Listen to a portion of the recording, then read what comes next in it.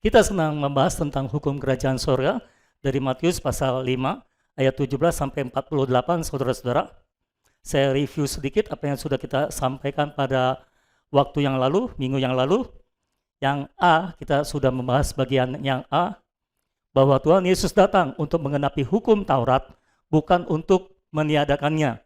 Ya, saya harap saudara-saudara sudah mendengar ulang khotbahnya supaya hari ini bisa melanjutkan dengan lebih baik. Ya. Jadi Tuhan Yesus datang untuk menggenapi hukum Taurat dan bukan untuk meniadakannya. Ada 3 cara Kristus menggenapi hukum Taurat. Yang pertama, dia melakukan hukum Taurat secara tepat dan sempurna. Lalu yang kedua, dia memenuhi tuntutan hukum Taurat melalui kematian penggantian di atas kayu salib, sehingga kita semua yang telah melanggar hukum Taurat tidak perlu mati lagi, karena sudah ada yang menggantikan kita untuk mati memenuhi hukum Taurat. Bilang amin dong. Ya, ucap syukur gitu loh saudara, ada yang gak mati bagi kita. Dan yang ketiga, cara Tuhan Yesus menggenapi hukum Taurat adalah dengan cara dia menyempurnakan perintah hukum Taurat yang lama dengan hukum Taurat yang baru atau hukum kerajaan sorga. Ya saudara-saudara. Lalu ada 3 bagian dari hukum Taurat supaya kita memahami apa yang dihapus dan apa yang disempurnakan. Ingat, 3 bagian dari hukum Taurat. Yang pertama adalah prinsip hukum Taurat. Yang kedua, perintah hukum Taurat. Yang ketiga, tata cara hukum Taurat. Yang dihapus yang mana? Prinsip hukum Taurat dihapus atau tidak? Dihapus. Mengapa dihapus? Karena hari ini Tuhan memberikan kepada umat perjanjian baru iman, bukan hukum Taurat. Itu sebabnya Tuhan memperlakukan kita tidak lagi berdasarkan prinsip hukum Taurat seperti perjanjian lama, tapi hari ini Tuhan memperlakukan kita umat perjanjian baru dengan prinsip iman. Oke? Prinsip hukum Taurat apa? Siapa yang melakukannya akan hidup karenanya. Jadi kalau kamu melakukan hukum Taurat, kamu hidup. Kalau kamu tidak melakukan hukum Taurat, kamu mati. Dan secara jujur, minggu yang lalu, saya sudah tanya semua, ada yang pernah menggenapi 10 hukum Taurat? Belum pernah ada. Ya, berarti semua kita harusnya mati. Tapi Tuhan Yesus telah mengganti kita untuk mati di atas kayu salib. Puji Tuhan untuk itu. Amin. Nah, hanya saudara perlu perhatikan, hari ini Tuhan tidak memperlakukan kita berdasarkan prinsip hukum Taurat, tapi berdasarkan prinsip iman. Prinsip iman itu apa? Kalau kita makan Kristus, kita akan hidup oleh Kristus. Bukan lagi aku yang hidup, tapi dia yang hidup di dalamku. Makan artinya percaya dan menerima dia ke dalam kita, itulah makan. Jadi kalau kita percaya dan menerima Kristus ke dalam kita, maka kita akan hidup oleh Kristus. Kita tidak hidup oleh diri kita sendiri, kita tidak hidup oleh alamiah kita yang mau melakukan hukum Taurat, tapi kita hidup oleh kehidupan Kristus. Kristus menjadi hidup kita. Kita hidup oleh Kristus. Apa yang kita makan membuat kita menjadi hidup. Saudara, ini semua hidup kan ya? Gara-gara apa? Makan. Nggak ada yang hidup gara-gara belajar kan? Semua saudara hidup karena makan kan? Ya. Kalau saudara makan Kristus, engkau akan hidup oleh Kristus. Ya. Jadi itu prinsip iman. Nah, berkenan atau tidaknya kita, diterima atau tidaknya kita, itu soal prinsip iman, bukan prinsip Taurat. Jadi kalaupun saudara adalah orang yang paling suci di dunia ini, saudara adalah orang yang paling benar di dunia ini, melakukan semua perintah Taurat, tapi kalau engkau tidak makan Kristus, kalau engkau tidak percaya dan menerima Kristus ke dalam diri saudara, engkau tidak dibenarkan oleh Allah. Sekarang ini, untuk seseorang dibenarkan atau tidak oleh Allah, tergantung bukan apakah dia hidup baik atau tidak baik, tapi tergantung apakah dia percaya dan menerima Kristus ke dalam dirinya atau tidak. Kalau dia percaya dan menerima Kristus ke dalam dirinya, maka dia dibenarkan.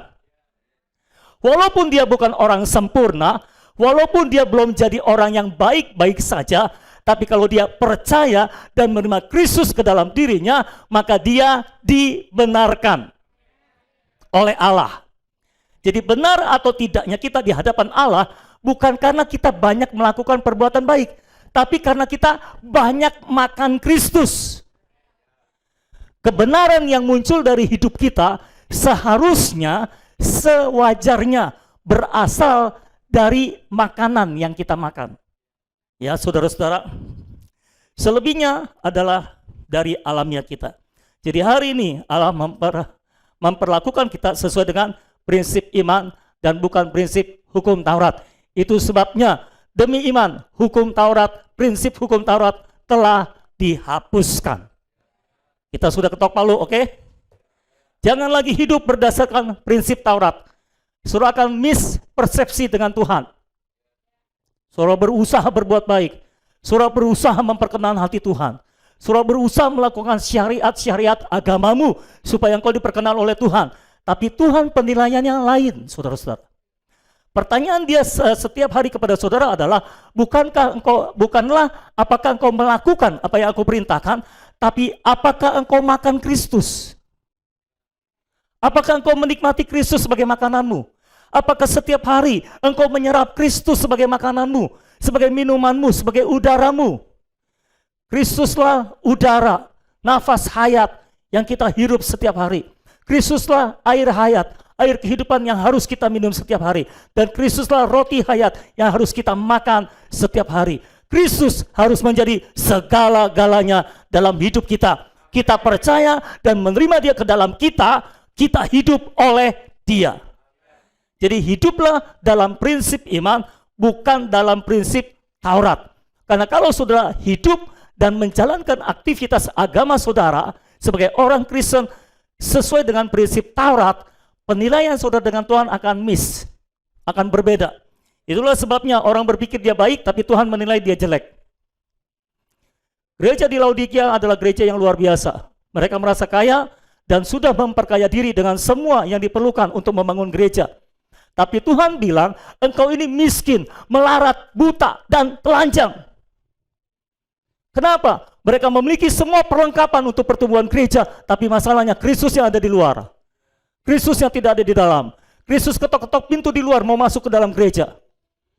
Bayangkan saudara. Jadi penilaiannya berbeda. Lalu yang kedua adalah perintah hukum Taurat. Perintah hukum Taurat tidak dihapuskan. Tapi perintah hukum Taurat yang berkenaan dengan moralitas semuanya dipertinggi, disempurnakan. Oke? Zaman perjanjian lama, kalau saudara sembah gambar, patung, jadi Allah, itu penyembahan berhala. Tapi perjanjian baru, kalau hatimu serakah, itu penyembahan berhala. Kalau hatimu mengandalkan yang lain selain Tuhan, bergantung kepada yang lain selain Tuhan, memuja yang lain selain Tuhan, meninggikan yang lain selain Tuhan, itulah berhala di dalam hatimu. Hukum Taurat yang lama memperhatikan perkara luaran, tapi hukum Taurat yang baru yang dipertinggi, yaitu hukum kerajaan sorga, memperhatikan yang di dalam. Itu sebabnya dosa tidak lagi bicara tentang yang di luar, tapi bicara tentang yang di dalam. Oke? Sampai di sini paham saudara-saudara? Lalu yang ketiga itu adalah tata cara hukum Taurat. Ini juga dihapuskan. Tata cara hukum Taurat mengenai ibadah. Misalnya, kalau dalam perjanjian lama kita harus mempersembahkan 5 korban. Bayangkan. Korban ini, korban itu, korban ini, korban itu, dan sebagainya. Nah itu dihapus. Mengapa? Karena semua realitas dari korban itu adalah Kristus sendiri. Ya, jadi sudah digenapi di dalam diri Kristus. Korban penebus dosa, korban penghapus salah, semua sudah digenapi di dalam diri Kristus. Korban keselamatan, semua sudah digenapi dalam diri Kristus. Korban sajian, itulah Kristus sendiri. Korban bakaran, itulah Kristus sendiri. Jadi semua korban-korban itu sudah digenapi di dalam diri Kristus. Realitasnya adalah Kristus, itu cuma bayangan. Termasuk Sabat, hukum Sabat, itu juga bayangan. Sabat kita sekarang adalah Kristus. Jadi yang harus kita pelihara bukan hari, tapi pribadi, Kristus.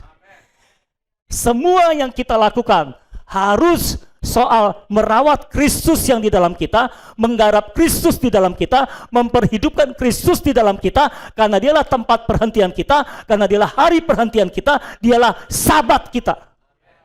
Engkau memelihara hari, tapi tidak memelihara pribadi Kristus di dalam dirimu, engkau salah. Karena sabat yang lama adalah bayangan, sabat realitasnya ada di dalam Kristus Yesus. Kristuslah sabat kita pada hari ini. Amin. Jadi tata cara hukum Taurat dihapus. Jadi yang tersisa adalah perintah hukum Taurat yang berhubungan dengan moralitas. Ini dipertinggi, disempurnakan.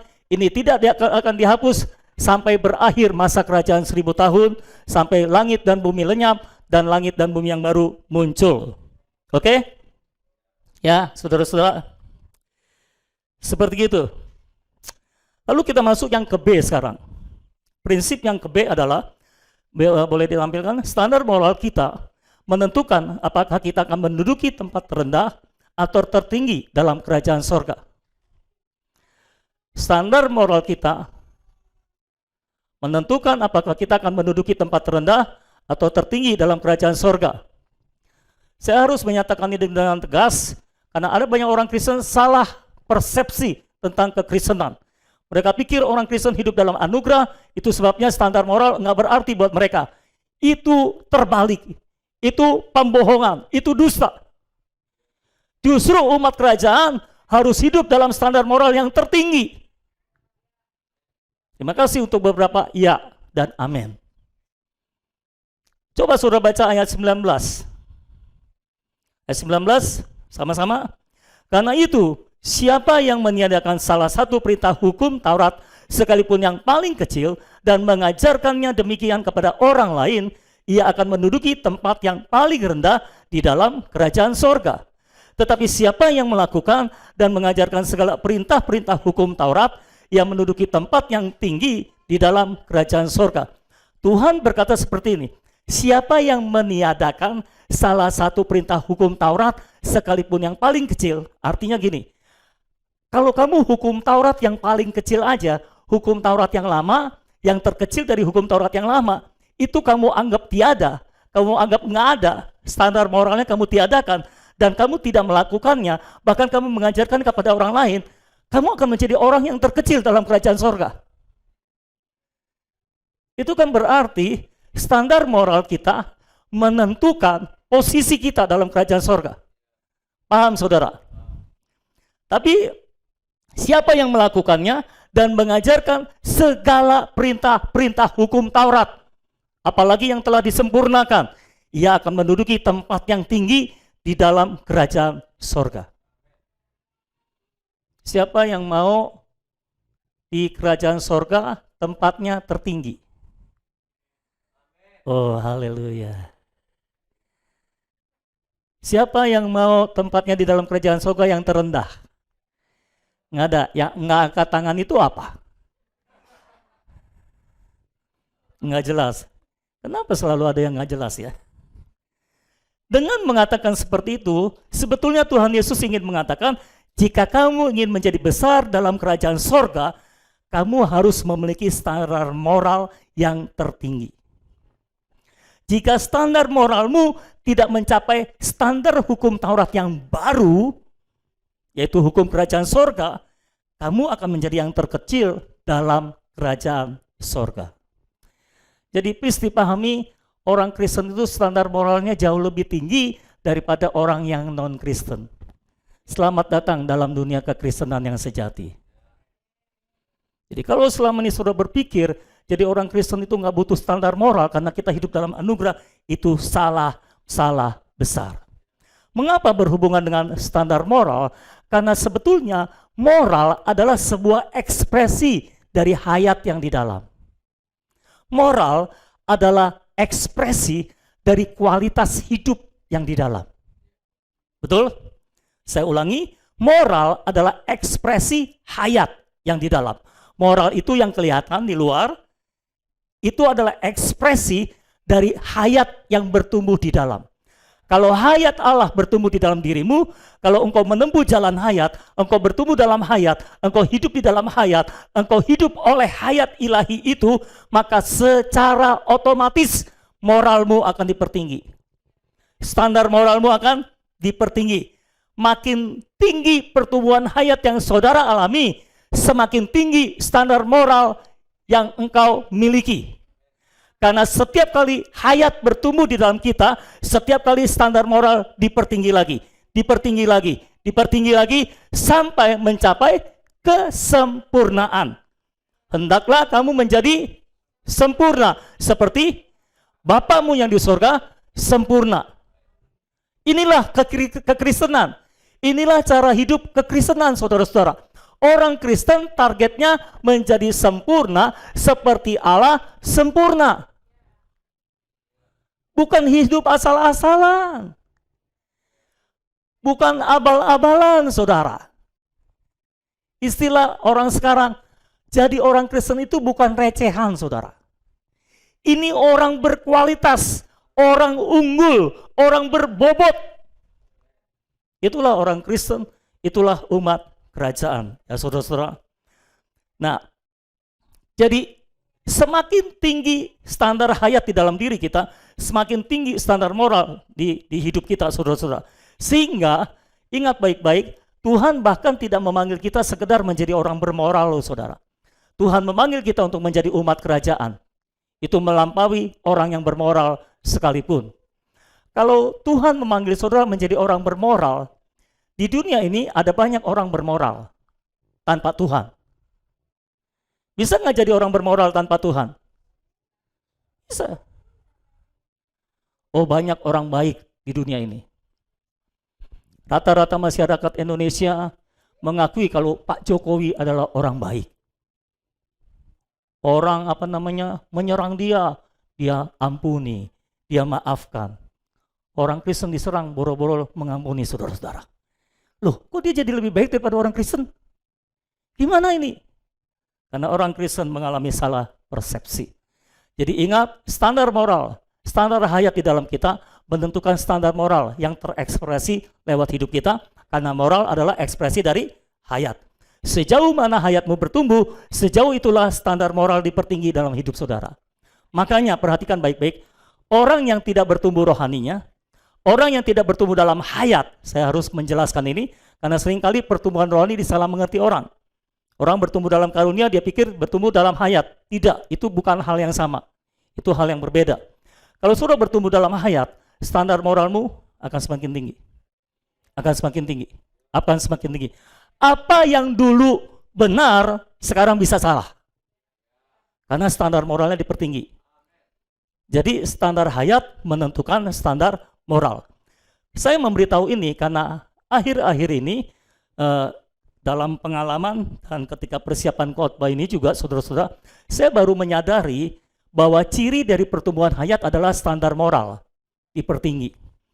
Karena dulu saya nggak jelas akan hal itu.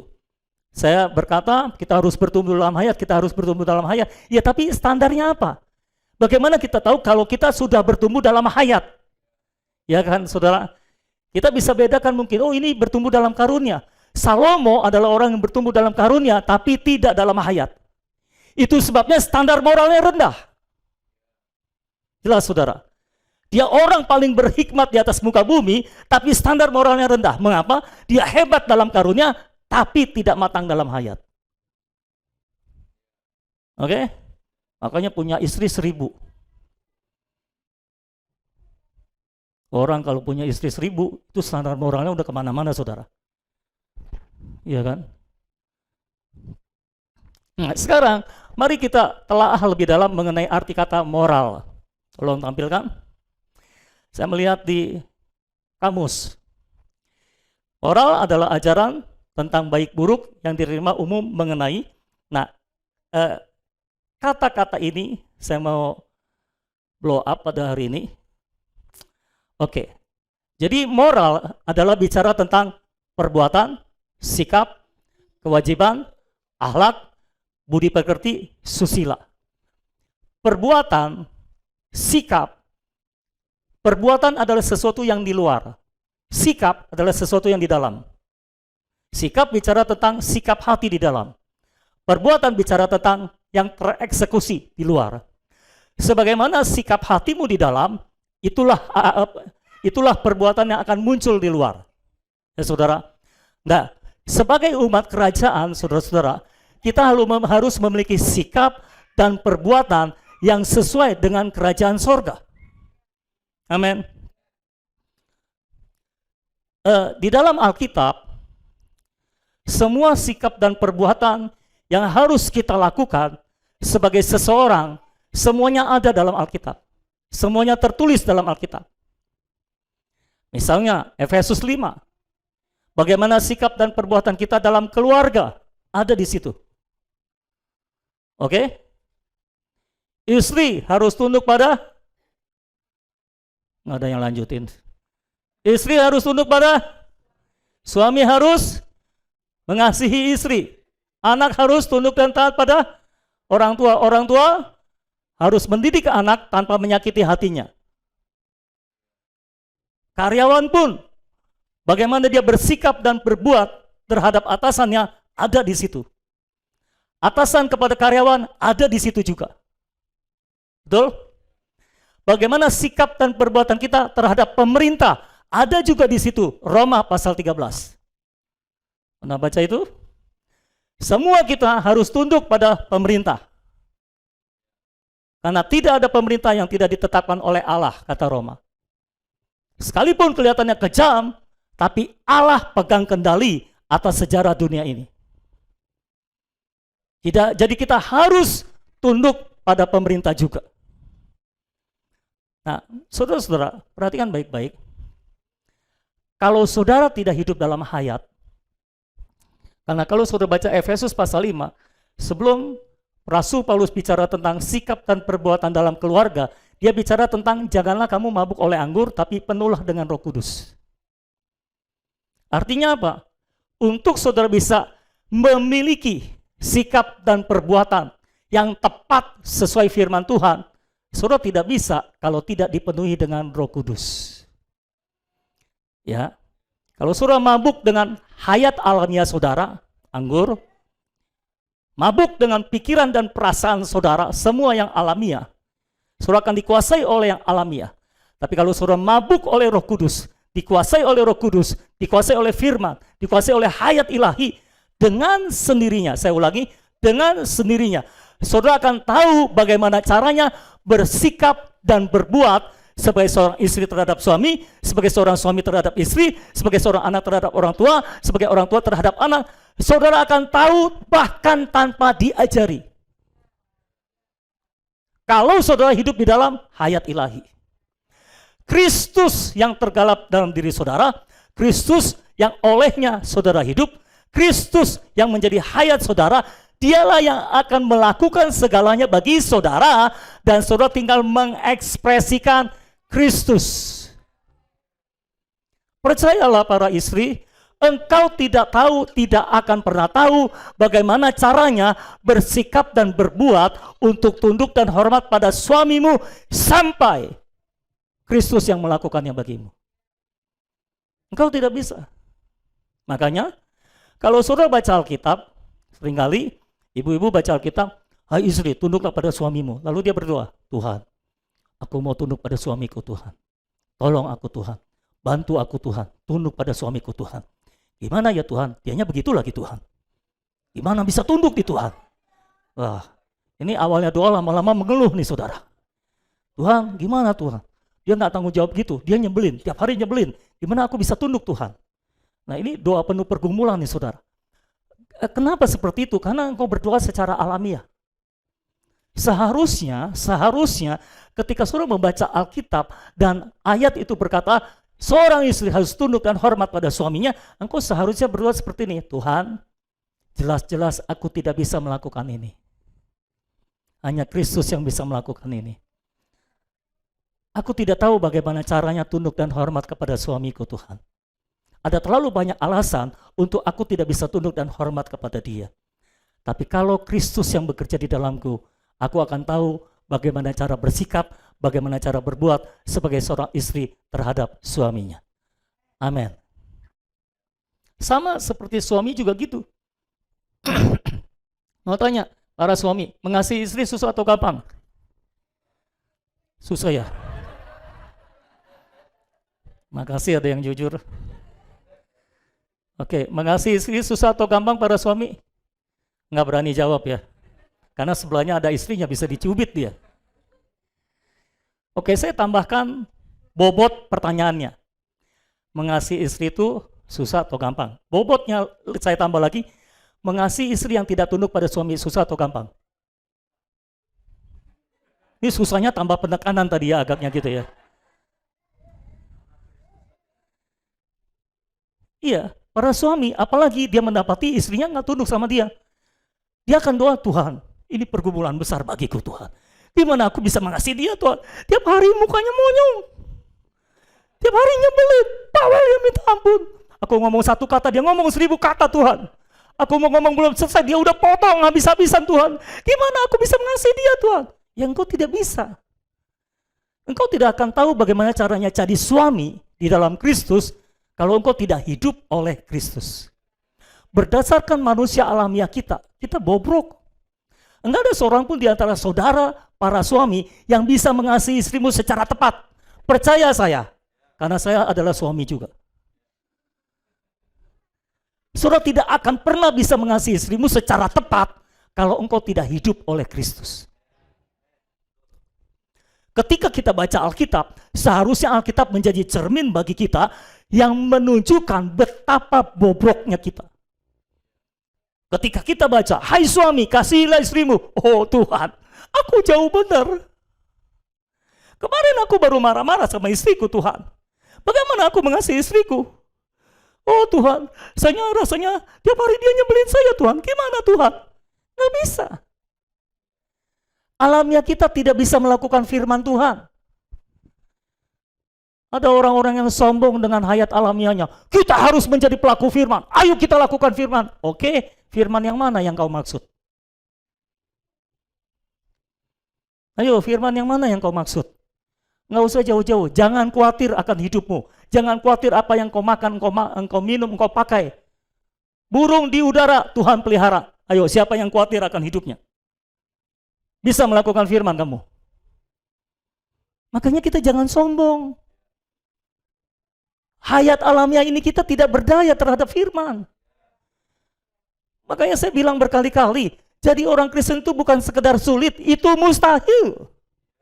Kalau bukan Kristus yang hidup di dalam kita, kita mustahil jadi orang Kristen. Kita mustahil jadi umat kerajaan. Satu-satunya jalan adalah kita memperhidupkan Kristus.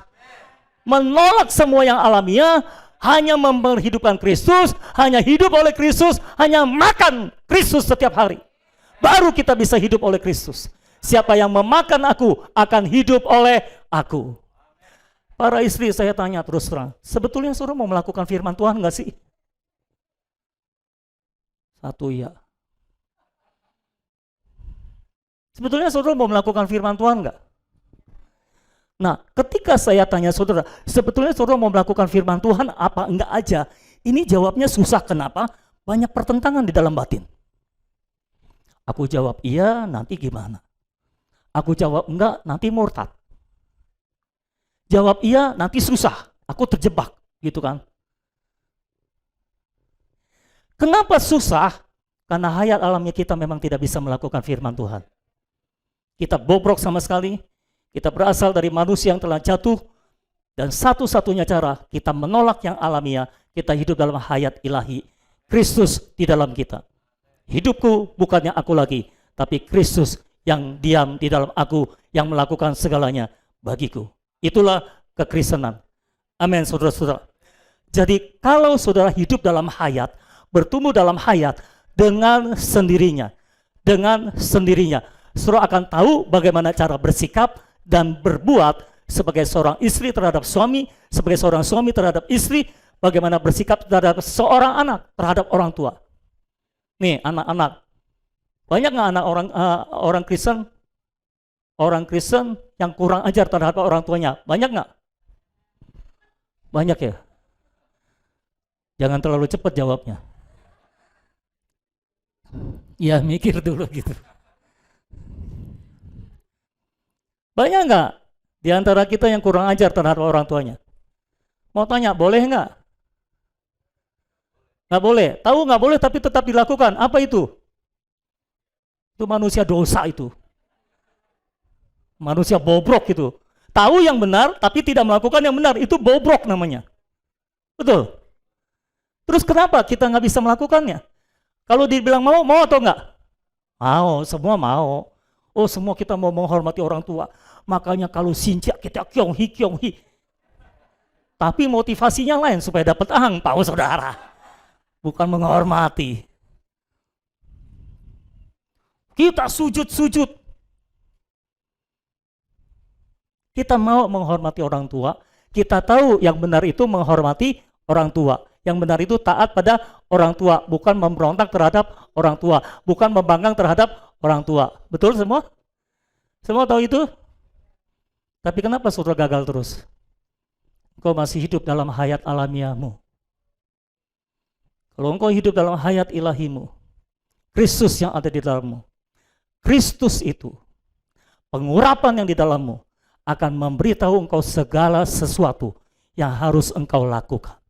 Engkau akan segera tahu apa yang boleh, apa yang tidak boleh engkau lakukan, apa yang harus dan apa yang tidak harus engkau lakukan, dan engkau mampu melakukannya.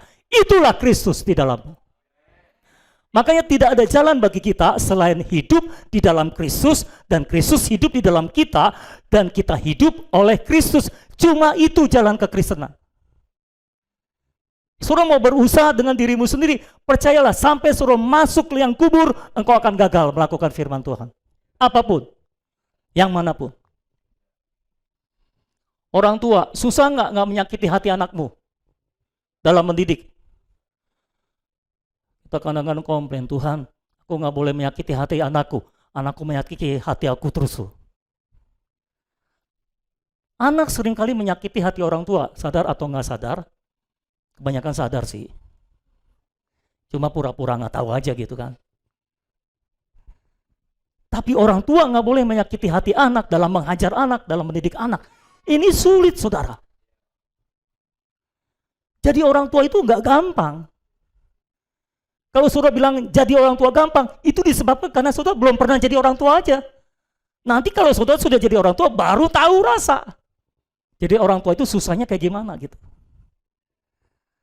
Kalau saudara belum punya anak, saudara bisa ngajar orang. Cara mendidik anak, 1, 2, 3, 4, 5, 6. Sebelum saya menikah, saya bisa ngajarin suami istri yang sudah menikah, begini cara hidup pernikahan. Setelah saya menikah, saya nggak banyak ngomong. Sebelum saya punya anak, saya bisa ngajarin orang cara mendidik anak, karena saya baca dari buku. Setelah saya punya anak, saya banyak diam. Karena saya tahu diri, ternyata susah jadi orang tua, susah jadi suami, susah jadi istri, termasuk susah juga jadi anak. Apalagi anak dari umat kerajaan. Lalu satu-satunya jalan adalah tinggal dalam Kristus. Hidup dalam Kristus. Hidup oleh Kristus. Bagaimana caranya? Setiap hari makan Kristus. Nikmati dia sebagai makanan. Itu perbuatan dan sikap. Lalu kewajiban. Kewajiban. Dipasang terus saja nggak apa-apa, nggak usah dihilang-hilangin. Kewajiban. Kok ini masih yang lama ya? Saya sudah perbarui ini. Kewajiban. Oke, nggak apa-apa. Kewajiban. Jangan menganggap kalau kita jadi orang Kristen, kita nggak peduli kewajiban. Tidak. Justru orang Kristen itu harus lebih peka dan bertanggung jawab terhadap setiap kewajiban. Kewajiban kita sebagai seorang istri, kewajiban kita sebagai seorang suami, kewajiban kita sebagai seorang anak, kewajiban kita sebagai orang tua, kewajiban kita sebagai masyarakat. Semua ada kewajiban. Orang bermoral mengerti kewajibannya. Orang bermoral tahu kewajibannya. Umat kerajaan harusnya ada di atas orang bermoral. Kita harus tahu kewajiban kita. Betul? Bahkan seharusnya orang yang punya Kristus seharusnya adalah orang yang paling tahu dan menjalankan kewajibannya secara tepat. Kalau saudara umat kerajaan, tapi saudara nggak tahu apa kewajibanmu, dan saudara tidak menjalankan kewajibanmu dengan tepat, engkau salah jadi orang Kristen. Engkau pasti hidup dalam hayat alamiahmu sendiri, dan tidak hidup di dalam Kristus. Ya saudara-saudara, saya mau saudara benar-benar memperhatikan kewajiban, karena menurut Alkitab, salah satu poin penting untuk syarat saudara diangkat adalah kewajiban. Orang yang melaksanakan kewajibannya akan diangkat sebelum masa kesengsaraan yang besar. Kalau saudara baca dalam Matius 24, Tuhan berkata seperti ini, ada 2 orang pria di ladang, satu diangkat, satu ditinggal. 2 orang pria di ladang, satu diangkat, satu ditinggal.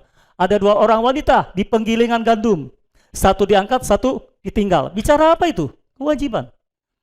Pria di ladang bicara tentang pekerjaan.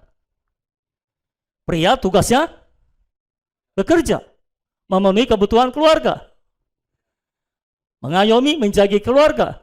Pokoknya dia harus di ladang. Dia harus bekerja.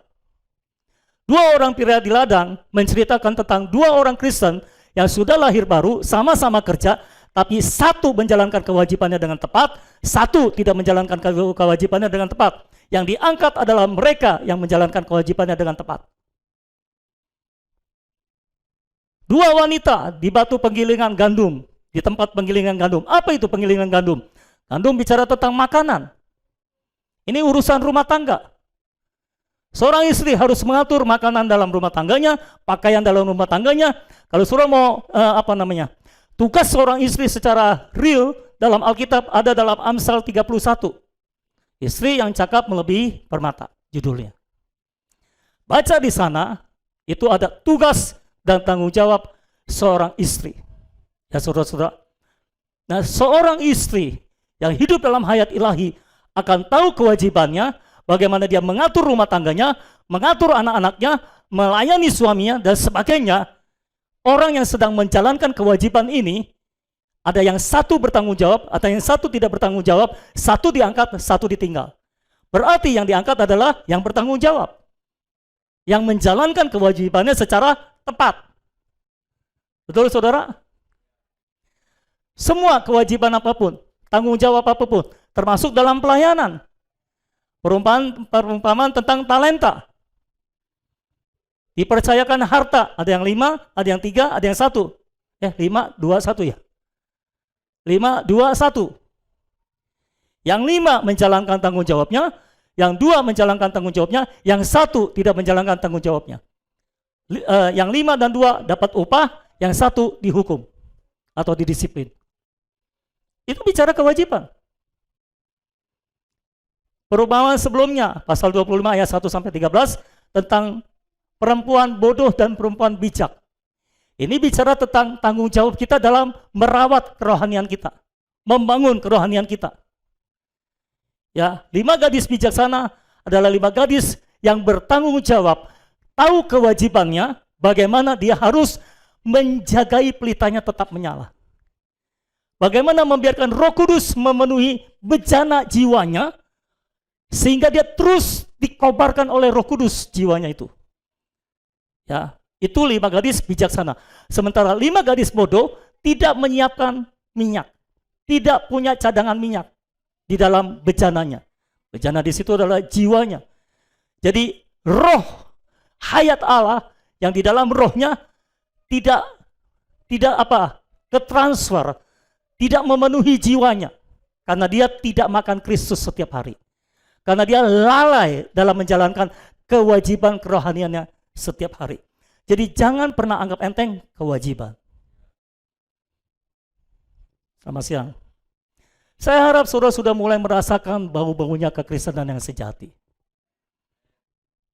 Karena selama ini kekristenan telah diturunkan derajatnya sampai sejauh-jauhnya. Hari ini kita harus meningkatkan standar kembali. Amin.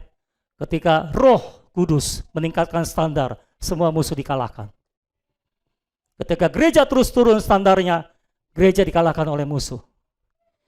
Gereja banyak di Indonesia Tapi yang kuat untuk mengalahkan musuh tidak ada karena standarnya sangat rendah. Standar apa? Standar moral. Ya, termasuk gereja-gereja yang katanya penuh dengan kuasa dan sebagainya, lihat standar moralnya. Yang kita lihat adalah standar moral. Karena standar moral menentukan pertumbuhan hayat atau mengekspresikan pertumbuhan hayat. Ya, itu kewajiban. Lalu susila. Tadi ada akhlak, budi pekerti, susila. Itu sama. Singkat kata, orang yang bersusila adalah orang yang tahu aturan. Kira-kira gitu. Orang-orang yang tahu aturan. Orang-orang yang tahu menghargai orang lain. Orang-orang yang tahu menghormati orang lain. Semakin kita bertumbuh dalam hayat, semakin kita tahu aturan. Etika kita semakin tinggi. Semakin kita bisa menghargai semua orang. Semakin kita bisa menghormati semua orang. Semakin kita bertumbuh di dalam hayat. Orang yang tidak bisa menghargai orang lain dalam hidupnya adalah orang yang tidak bertumbuh dalam hayat. Kalau saudara bertumbuh dalam hayat, saudara bisa menghargai semua orang di sekeliling saudara. Bahkan yang lebih rendah daripada saudara, saudara bisa menghargainya. Saudara bisa menghormatinya. Oke? Semua paham sampai di sini? Ayo kita bertumbuh dalam hayat. Kalau saya sampaikan ini, jangan sampai saudara jadi stres. Harusnya bersuka. Karena jalannya cuma gampang. Saudara tidak perlu berusaha menjadi seperti itu. Saudara tidak perlu berusaha melakukan itu. Saudara hanya perlu berusaha makan Kristus. Jadi sebetulnya saya sedang memotivasi saudara, ayo lakukan kewajibanmu setiap hari makan. Bahkan sebetulnya makan itu bukan kewajiban, bro. Makan itu apa sih? Bahkan bukan kebutuhan, bukan keharusan, itu kenikmatan. Suruh dari sini makan ke Bandung, habis makan balik lagi. Kalau bukan karena kenikmatan, kayaknya kalau keharusan nggak ada orang yang mau dari sini bolak-balik ke Bandung deh. Kecuali orang rajin banget. Dan ada waktu. Ya saudara, makan itu harus menjadi kenikmatan. Bukan kebutuhan, bukan kewajiban bahkan. Iya kebutuhan, iya kewajiban, tapi lebih daripada itu, makan seharusnya menjadi kenikmatan bagi kita. Amin saudara. Makanya saya suka bingung kalau ada orang bilang, aduh gua lagi malas makan nih. Nah kalau orang bilang, gua lagi malas makan, artinya dia sedang sakit. Ya, sakit ya. Ya saudara perlu disehatkan. Bersekutu dengan saudara seiman yang lain, yang lebih dewasa daripada saudara, yang bisa menyalurkan hayat ilahi kepada saudara, sehingga saudara kembali disehatkan, disegarkan, nafsu makanmu akan bertambah lagi. Jadi kalau nafsu makan saudara berkurang, ya jangan diam aja dong. Kalau saudara sakit kan saudara cari obat. Ya, cari dokter. Ya kalau sakit juga gitu. Kalau nafsu makanmu mulai berkurang, ya cari cara lah supaya nafsu makannya meningkat. Minum vitamin ke, suplemen ke, cari dokter, cari obat.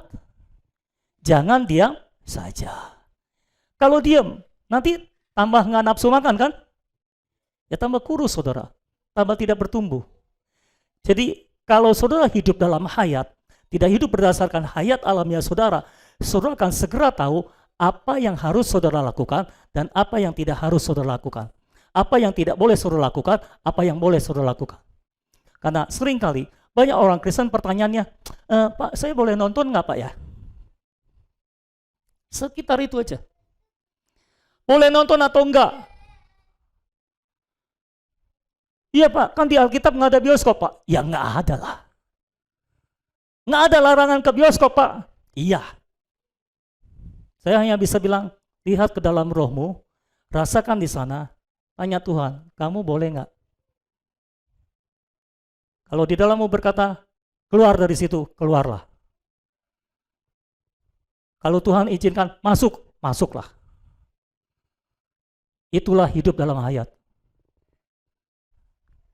Jangan di dalam udah apa namanya? Udah ngegeleser-geleser, suruh tenang-tenang aja. Cuek-cuek aja. Artinya saudara tidak hidup berdasarkan tuntunan roh, saudara tidak hidup berdasarkan hayat yang di dalam saudara. Pak, saya makan banyak boleh nggak? Tanya yang di dalam rohmu itu loh. Tanya Kristus yang ada di dalam rohmu. Boleh nggak makan banyak? Ya. Saudara harus tahu kapan saatnya mulai makan, saudara juga akan harus tahu kapan saatnya berhenti makan. Jangan saatnya berhenti saudara makan, saatnya makan saudara tidak makan. Semua bahkan bahkan perintilan-perintilan, kalau saudara mau hidup di dalam Kristus, hidup berdasarkan pengurapan Allah yang bekerja di dalam saudara, operasi Kristus yang bekerja di dalam saudara, saudara akan segera tahu apa yang boleh dan tidak boleh saudara lakukan, apa yang harus dan tidak harus saudara lakukan. Semua ada di dalam saudara. Hukumnya sudah dipindahkan ke dalam saudara. Ya saudara, bahkan saudara nggak perlu baca Alkitab, Roh akan memberitahu saudara apa yang boleh dan tidak boleh saudara lakukan, apa yang harus dan tidak harus saudara lakukan. Taatilah. Kalau roh di dalam saudara, Kristus yang ada di dalam roh saudara berkata, jangan lakukan, maka saudara jangan lakukan. Kalau saudara tidak melakukan, saudara akan merasakan penyertaan Tuhan turun atas hidup saudara. Tapi kalau saudara tabrak terus, penyertaan Tuhan meninggalkan saudara, dan akhirnya saudara tabrak semuanya, awal-awal nggak sejahtera, lama-lama jadi sejahtera. Lalu saudara bilang, ya melakukan ini saya sejahtera. What? Ada orang-orang yang jelas-jelas melanggar Alkitab, jelas melanggar firman, tetap merasa sejahtera. Itu menunjukkan hati nuraninya sudah rusak. Saudara-saudara. Ya. Jadi hati-hati. Inilah kehidupan umat kerajaan. Semakin tinggi hayatnya, semakin kita bertumbuh dalam hayat, semakin kita dipertinggi standar moralnya. Makanya kalau saudara mau cek, apakah saudara sedang bertumbuh dalam hayat atau tidak, cek standar moral saudara. Semakin tinggi atau tidak. Kalau semakin tinggi, itu tandanya aman, saudara sedang bertumbuh di dalam hayat. Mungkin saya mau cerita satu cerita pengalaman saya. Belum pernah terjadi dalam hidup saya, seumur hidup saya jadi orang Kristen, tapi terjadi beberapa waktu belakangan ini. Itu saya main game namanya Sequence dengan istri saya. Beberapa orang main Sequence. Cara mainnya itu kayak main Otelo, saudara tahu nggak?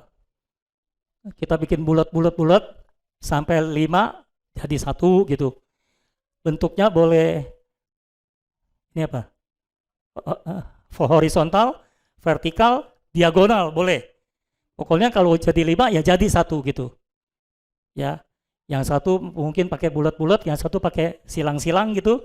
Siapa yang menang? Kalau sudah 2 kali 5 jadi, nah dia menang gitu. Ceritanya kayak gitulah kira-kira. Nah, main itu saudara-saudara. Jadi kita pegang kartu, ada gambarnya, kita taruh di gambar-gambar itu sesuai dengan kartu yang kita pegang. Kita harus jegal orang supaya orang nggak jadi, supaya kita menang. Maksudnya kan gitu, saling menjegal. Kalau udah 4, ya kita tutup jalannya supaya nggak jadi 5 gitu. Atau kita congkel juga bisa kalau dapat kartunya gitu kira-kira saudara. Oke, main seperti biasa, sudah diajarin caranya sama anak saya. Jadi mainlah kita, saling menjegal. Wah, asik saudara.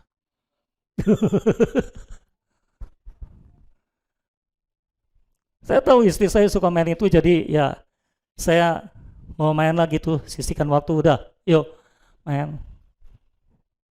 Awal-awal asik saudara, kita saling menjegal, haleluya. Dia mau jadi saya jegal, saya congkel, saya mau jadi dia jegal, dia congkel. Terus terang, setiap kali dijegal ya, rasanya nyes di sini. Bayangkan kita udah susah bangun-bangun, udah 4, tinggal 1 lagi taruh. Ada kartunya lagi, dijegal atau dicongkel, nggak jadi lagi, mundur lagi, nyes di sini. Cuma rasa aja nyes gitu ya. Tapi kan saya tetap main kayak gitu, jegal-jegal juga kan. Akhirnya sampai 1 kali, Tuhan ngomong di dalam saya seperti ini. Kamu kan kalau dijegal rasanya nyes. Kalau kamu jegal orang rasanya nyes juga. Kira-kira dia rasanya nyes apa enggak? Ya harusnya nyes juga sih ya Tuhan. Kalau saya nyes, harusnya dia juga rasanya nyes ya. Lalu Tuhan bilang gini, kalau kamu tahu kamu rasanya nyes digituin. Terus kamu gituin orang, orang juga kira-kira rasanya nyes. Lalu kenapa kamu lakukan itu? Ya saya berontak dong Tuhan. Tuhan, ini cuma game. It's just a game. Don't you know? Ini cuma game Tuhan. Dan cara mainnya memang begitu. Harus saling mencegah. Kalau nggak seru dan nggak bakal menang. Ketika saya bilang, kalau nggak saya nggak menang dong. Tuhan tanya saya, emang kamu main ini tujuannya menang? Ya nggak juga sih Tuhan. Kan di hadapan Tuhan ngomongnya melayani istri, saudara. Gayanya seperti itu. Akhirnya saya ngerti maksud Tuhan. Saya deal sama Tuhan. Oke Tuhan, kita gariskan cara main saya gini-gini. Saya fokus pada perjalanan saya, pada bangunan saya. Saya nggak fokus pada yang lain. Saya nggak mau menjegal yang lain. Saya fokus untuk bikin punya saya nggak jegal istri saya. Kecuali dia menghalangi perjalanan saya. Loh, kan ada kartu namanya J Mata 1 buat congkel. Nah kalau enggak, itu nggak kepake kartunya gitu saudara. Jadi saya dealing sendiri sama Tuhan dalam hati saya. Kira-kira oke Tuhan cara mainnya gitu, setuju? Setuju. Sejak waktu itu saya nggak jegal-jegal lagi. Kayak gitu. Pertanyaan saya adalah, itu belum pernah saya alami. Tuhan nggak pernah mengganggu saya waktu saya main game. Serius. Saya tanya sama Tuhan, Tuhan, kenapa sebegininya?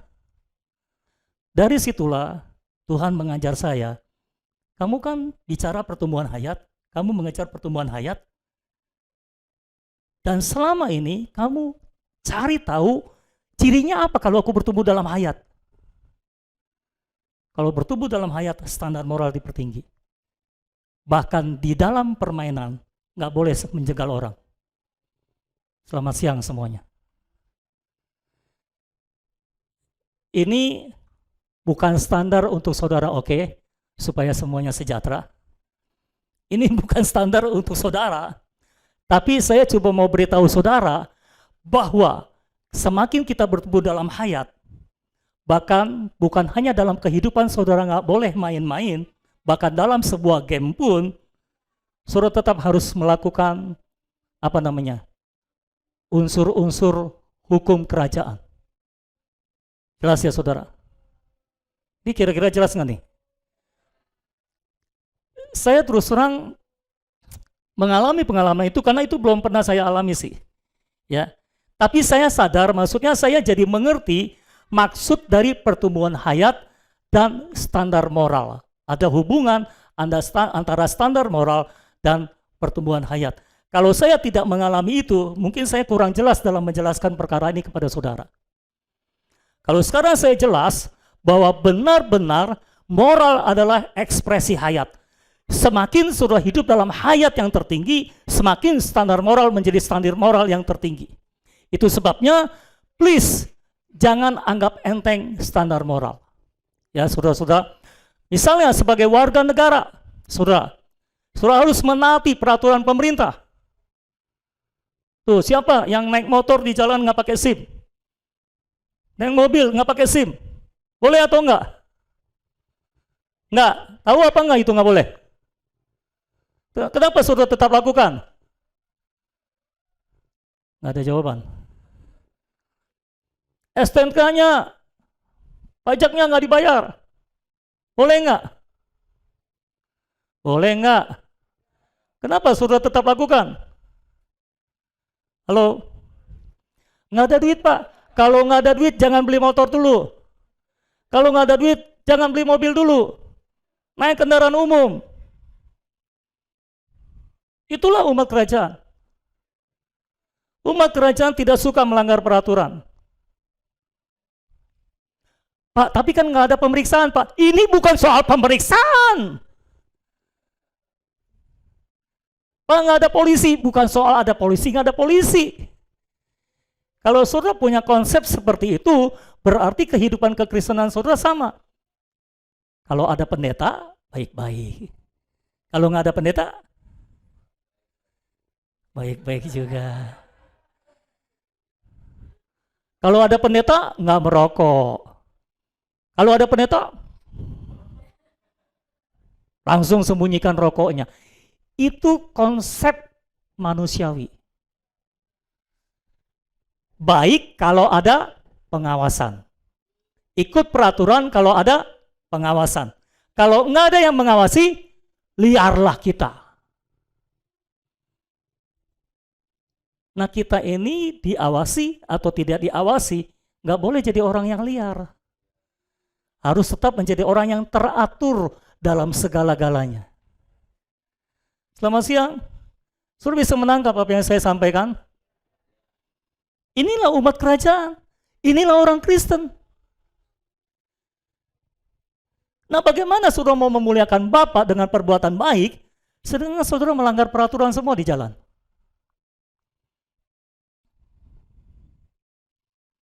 Halo, saya nggak tahu ini setelah khotbah ini saya bisa pulang apa enggak ini.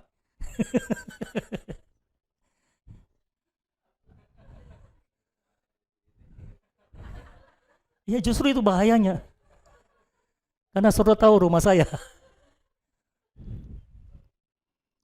Tapi saya harap saya bisa membongkar semua pekerjaan iblis dalam hidup kita. Itu pekerjaan iblis yang membuat kekristenan semakin merosot. Hari ini kita naikkan standar supaya musuh dikalahkan. Amin, saudara-saudara. Kekristenan standar moralnya telah sangat merosot. Dulu orang married by accident, MBA. Hubungan seks sebelum pernikahan dianggap tabu. Sekarang tidak lagi. Apa itu kemerosotan moral? Ciri apa itu? Ciri kemerosotan hayat. Ciri kalau orang Kristen tidak hidup di dalam Kristus. Ciri kalau orang Kristen tidak hidup oleh Kristus. Itu cirinya. Para istri memberontak terhadap suami, para suami tidak bertanggung jawab terhadap istrinya, terhadap keluarganya. Apa itu? Kemerosotan moral. Bahkan para istri memberontak terhadap suaminya dan merasa dia membela nama Tuhan. Apa itu? Kemerosotan moral. Dan itu tidak boleh terjadi dalam kehidupan umat kerajaan. Kita harus menjadi seorang istri yang tepat, suami yang tepat, anak yang tepat, orang tua yang tepat, warga negara yang tepat, apalagi karyawan yang tepat, bos yang tepat. Jadi para bos, para pemimpin perusahaan, saudara juga harus menjadi pemimpin perusahaan yang tepat. Karena kalau tidak, engkau akan berurusan dengan Tuhanmu. Tuhan tahu apa yang kau perbuat. Ya, kau harus memperlakukan bawahanmu seperti engkau memperlakukan dia terhadap Tuhan. Lakukan segala sesuatu harus melakukannya seperti untuk Tuhan dan bukan untuk manusia. Kolose dan Efesus. Yesus selama ini sudah baca Alkitab nggak sih? Ini kalau kita semua nih diukur berdasarkan Alkitab, kita gugur semua, saudara. Nggak ada yang pantas. Itu sebabnya keadaan itu semua ketika kita baca Alkitab memperlihatkan betapa bobroknya kita, betapa tidak mampunya kita. Itulah yang membuat kita seharusnya lebih berserah kepada Kristus, lebih mau tinggal dalam Kristus, lebih mengusahakan satu-satunya jalan yang sudah ditetapkan oleh Allah untuk makan Kristus. Maka kita akan hidup oleh Kristus. Kalau engkau tahu ini adalah hidup matimu, engkau akan bekerja, engkau akan mengejarnya setiap hari. Setiap hari, setiap saat engkau makan Kristus, makan Kristus, makan Kristus. Itu akan kau kejar habis-habisan. Kalau engkau tahu, engkau baca Alkitab, engkau sudah frustrasi. Tuhan, ini salah, itu salah, semua serba salah. Kamu memang salah. Lalu bagaimana jadinya kita jadi benar? Ekspresikan Kristus, karena dialah sang kebenaran. Tapi Kristus tidak bisa terekspresi dari hidup kita kalau dia tidak tergarap dalam hidup kita. Kalau dia tidak diperhidupkan di dalam hidup kita, maka tidak ada jalan lain. Tinggal di dalam Kristus, dan Kristus tinggal di dalam saudara. Baru kita bisa menjadi ranting yang menghasilkan buah yang matang. Amin, saudara-saudara. Itu soal posisi kita di dalam kerajaan sorga. Standar moral saudara akan menentukan posisi saudara dalam kerajaan sorga. Ya, itu sebabnya jangan anggap remeh tentang standar moral. Karena ini menentukan posisi saudara di dalam kerajaan sorga. Ya. Saudara yang misalnya suka bohong dan sebagainya, harus ya katakan ya, tidak katakan tidak. Apa yang lebih daripada itu berasal dari si jahat. Nanti kita akan ada sesinya di bagian itu. Tapi saya mau singgung sedikit, saudara. Ini akan menentukan posisi saudara di dalam kerajaan sorga. Apakah saudara mau jadi yang terbesar atau terkecil dalam kerajaan sorga, ditentukan pertumbuhan hayat yang terjadi dalam hidup saudara, dan pertumbuhan hayat ekspresinya adalah standar moral. Oke? Semakin bertumbuh dalam hayat, semakin dikuasai oleh hayat, semakin menempuh jalan hayat, maka standar moral kita akan semakin tinggi, dan semakin tinggi, dan semakin tinggi. Amin? Sehingga saudara semua menjadi umat kerajaan yang tidak akan pernah mau merugikan orang lain. Saudara dirugikan oke, tapi merugikan orang lain no. Baca Alkitab Korintus. Di Korintus terjadi perpecahan, terjadi keributan. Paulus bilang, karena kamu nggak mau dirugikan. Satu sama lain nggak mau saling dirugikan, maunya merugikan orang lain. Nah ini nggak benar, standar moralnya rusak. Orang kalau selalu maunya merugikan orang lain, tapi tidak mau dirugikan, itu standar moralnya cacat, saudara-saudara. Orang yang standar moralnya bagus, dia rela dirugikan, tapi dia sendiri tidak mau merugikan orang lain. Itu standar moral. Jelas, saudara-saudara? Halo, apakah jelas? Oke, bisa kita masuk ke yang C? Oke, mudah-mudahan selesai. Oh, sudah setengah 12. C, hidup keagamaan kita harus lebih benar daripada orang Farisi dan ahli Taurat agar dapat memasuki kerajaan sorga. Tadi posisi kita dalam kerajaan sorga. Ini soal masuk dalam kerajaan sorga, hidup keagamaan kita harus lebih benar daripada orang Farisi dan ahli Taurat. Ayat 20 kita baca sama-sama. Ayat 20, 2, 3. Maka aku berkata kepadamu, jika hidup keagamaanmu tidak lebih benar daripada hidup keagamaan ahli-ahli Taurat dan orang-orang Farisi, sesungguhnya kamu tidak akan masuk ke dalam kerajaan sorga.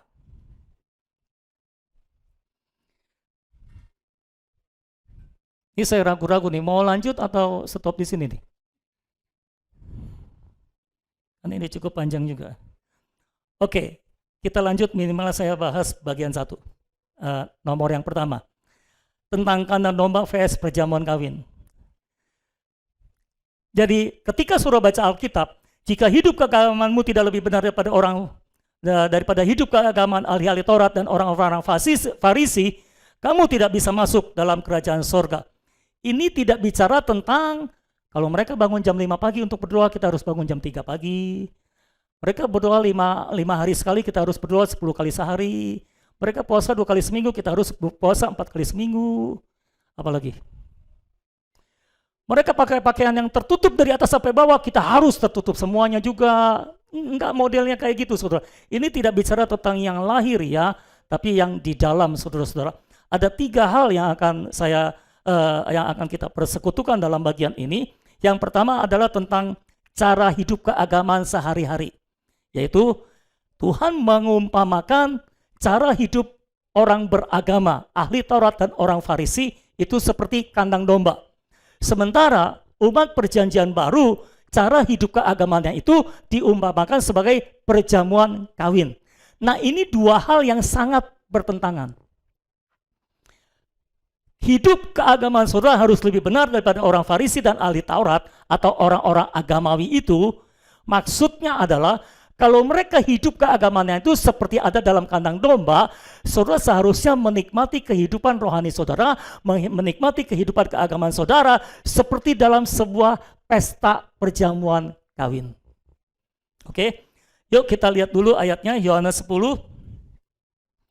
Ini tentang kandang agama. Yohanes 10 ayat 1 sampai ayat yang kedua.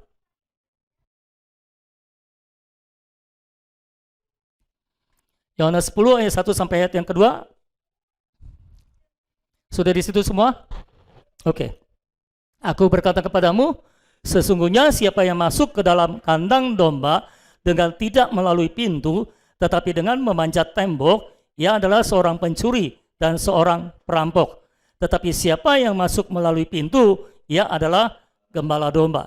Tuhan berkata, siapa yang masuk ke dalam kandang domba dengan tidak melalui pintu. Kandang domba di situ adalah Taurat atau agama Yahudi, ya. Taurat atau agama Yahudi maksudnya. Ada orang-orang yang masuk ke dalam agama Yahudi, ke dalam Taurat dengan tidak melalui pintu, tapi dengan memanjat tembok. Ia adalah seorang pencuri dan seorang perampok. Pencuri ini apa? Inilah iblis dalam bentuk roh agamawi,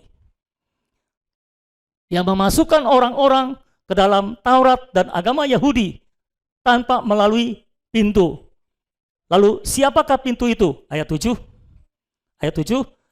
Maka kata Yesus sekali lagi, aku berkata kepadamu, sesungguhnya akulah pintu ke domba-domba itu. Jadi pintunya adalah Kristus.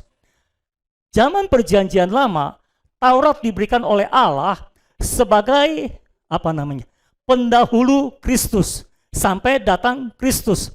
Jadi harusnya Kristus menjadi pintu untuk orang masuk ke dalam Taurat atau agama Yahudi. Ya saudara-saudara, kalau orang masuk ke dalam Taurat dan agama Yahudi melalui Kristus sang pintu, maka nanti Kristus yang menjadi pintu masuk akan menjadi pintu keluar buat mereka keluar dari kandang domba. Masalahnya kalau mereka tidak masuk melalui Kristus, maka mereka juga tidak bisa keluar melalui Kristus. Mereka terjebak di dalam kandang domba, kira-kira seperti itu. Ayat 8, semua orang yang datang sebelum aku adalah pencuri dan perampok, dan domba-domba itu tidak mendengarkan mereka. Akulah pintu, barang siapa masuk melalui aku, ia akan selamat, dan ia akan masuk dan keluar dan menemukan padang rumput. Jadi kalau masuk ke kandang domba melalui Kristus, maka satu kali Kristus akan menjadi gembala domba. Gembalanya adalah Kristus sendiri juga. Dan gembala itu akan memanggil domba-domba untuk keluar dari kandang domba, dan keluarnya harus melalui Kristus juga. Karena pintu untuk masuk dan keluar, betul? Nah, kalau domba-domba itu mendengar suara gembala, dan seharusnya domba mendengar suara gembala, artinya kalau yang dipanggil keluar dari kandang domba tidak mendengar suara gembala, artinya itu bukan domba Kristus. Oke? Itulah ahli Taurat dan orang Farisi. Mereka dipanggil keluar, mereka keluar dari pintu untuk apa? Menemukan padang rumput. Sebetulnya saudara-saudara, kandang domba itu sifatnya sementara. Tujuan mereka adalah padang rumput. Kalau sudah menemukan padang rumput, maka domba harus keluar dari kandang untuk menikmati padang rumput. Siapakah padang rumput ini? Kristus. Siapa pintunya? Kristus. Siapa gembalanya?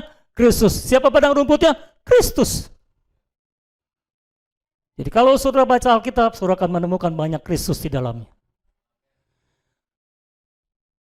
Termasuk sekarang, kalau saudara masuk agama Kristen, dalam tanda kutip, kalau saudara masuk kandang agama Kristen, melalui Kristus masuknya, ketika sang gembala memperdengarkan suaranya sekarang, untuk memanggil saudara keluar dari kandang hukum Taurat, keluar dari kandang agama Yahudi, engkau akan mendengar suara gembala. Kalau engkau tidak mendengar suara gembalamu, artinya engkau bukan dombanya Kristus. Engkau tidak masuk melalui Kristus. Kalau engkau masuk melalui pintu Kristus, maka engkau akan tahu jalan keluar melalui pintu yang sama, yaitu Kristus juga. Engkau akan masuk melalui Kristus dan keluar melalui Kristus, dan setelah engkau keluar melalui Kristus dari kandang domba itu, engkau akan menemukan padang rumput, di mana di situ engkau makan Kristus. Jadi apa tujuannya? Saudara dikeluarkan dari kandang agama, supaya saudara menikmati Kristus sebagai rumput hijau. Supaya saudara menikmati Kristus sebagai makanan saudara. Amin, saudara-saudara. Ayat 8, semua orang yang datang sebelum aku adalah pencuri dan perampok, dan domba-domba itu tidak mendengarkan mereka. Akulah pintu, barang siapa masuk melalui aku, ia akan selamat dan keluar. Ya, ayat 10, pencuri datang hanya untuk mencuri, membunuh, dan membinasakan. Aku datang supaya mereka mempunyai hidup, hayat, zoe, hayat ilahi, dan mempunyainya dalam segala kelimpahan. Akulah gembala yang baik. Gembala yang baik memberikan nyawanya bagi domba-dombanya. Jadi dia pintunya, dia gembalanya, dialah padang rumputnya. Amin. Dialah segalanya bagi kita. Amin, saudara-saudara. Jadi pastikan engkau masuk melalui pintu, engkau keluar melalui pintu, engkau akan menemukan padang rumput. Kalau engkau tidak keluar melalui pintu Kristus, engkau tidak akan menemukan Kristus sebagai padang rumput yang bisa engkau nikmati setiap hari sebagai makanan. Tapi kalau kita masuk dan keluar melalui pintu Kristus, maka kita akan menemukan makanan di padang yang berumput hijau. Kita makan, itulah yang namanya pesta perjamuan kawin. Penuh dengan makanan, melimpah dengan makanan. Itulah pesta perjamuan kawin, saudara-saudara. Jadi hari ini kandang-kandang agama. Coba saya mungkin harus bacakan Yohanes 10 ayat yang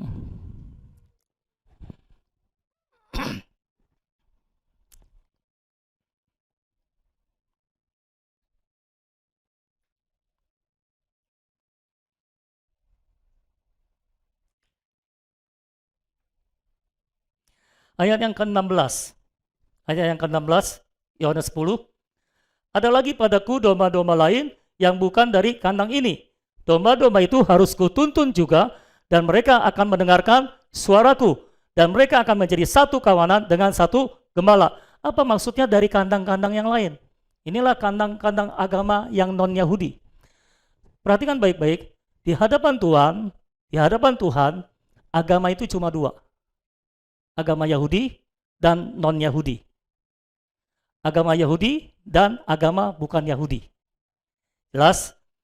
Kandang yang sebelumnya itu adalah kandang agama Yahudi. Orang-orang mau dikeluarkan dari Taurat. Nah, kandang-kandang yang lain ini adalah kandang-kandang dari agama yang non-Yahudi. Tapi agama juga.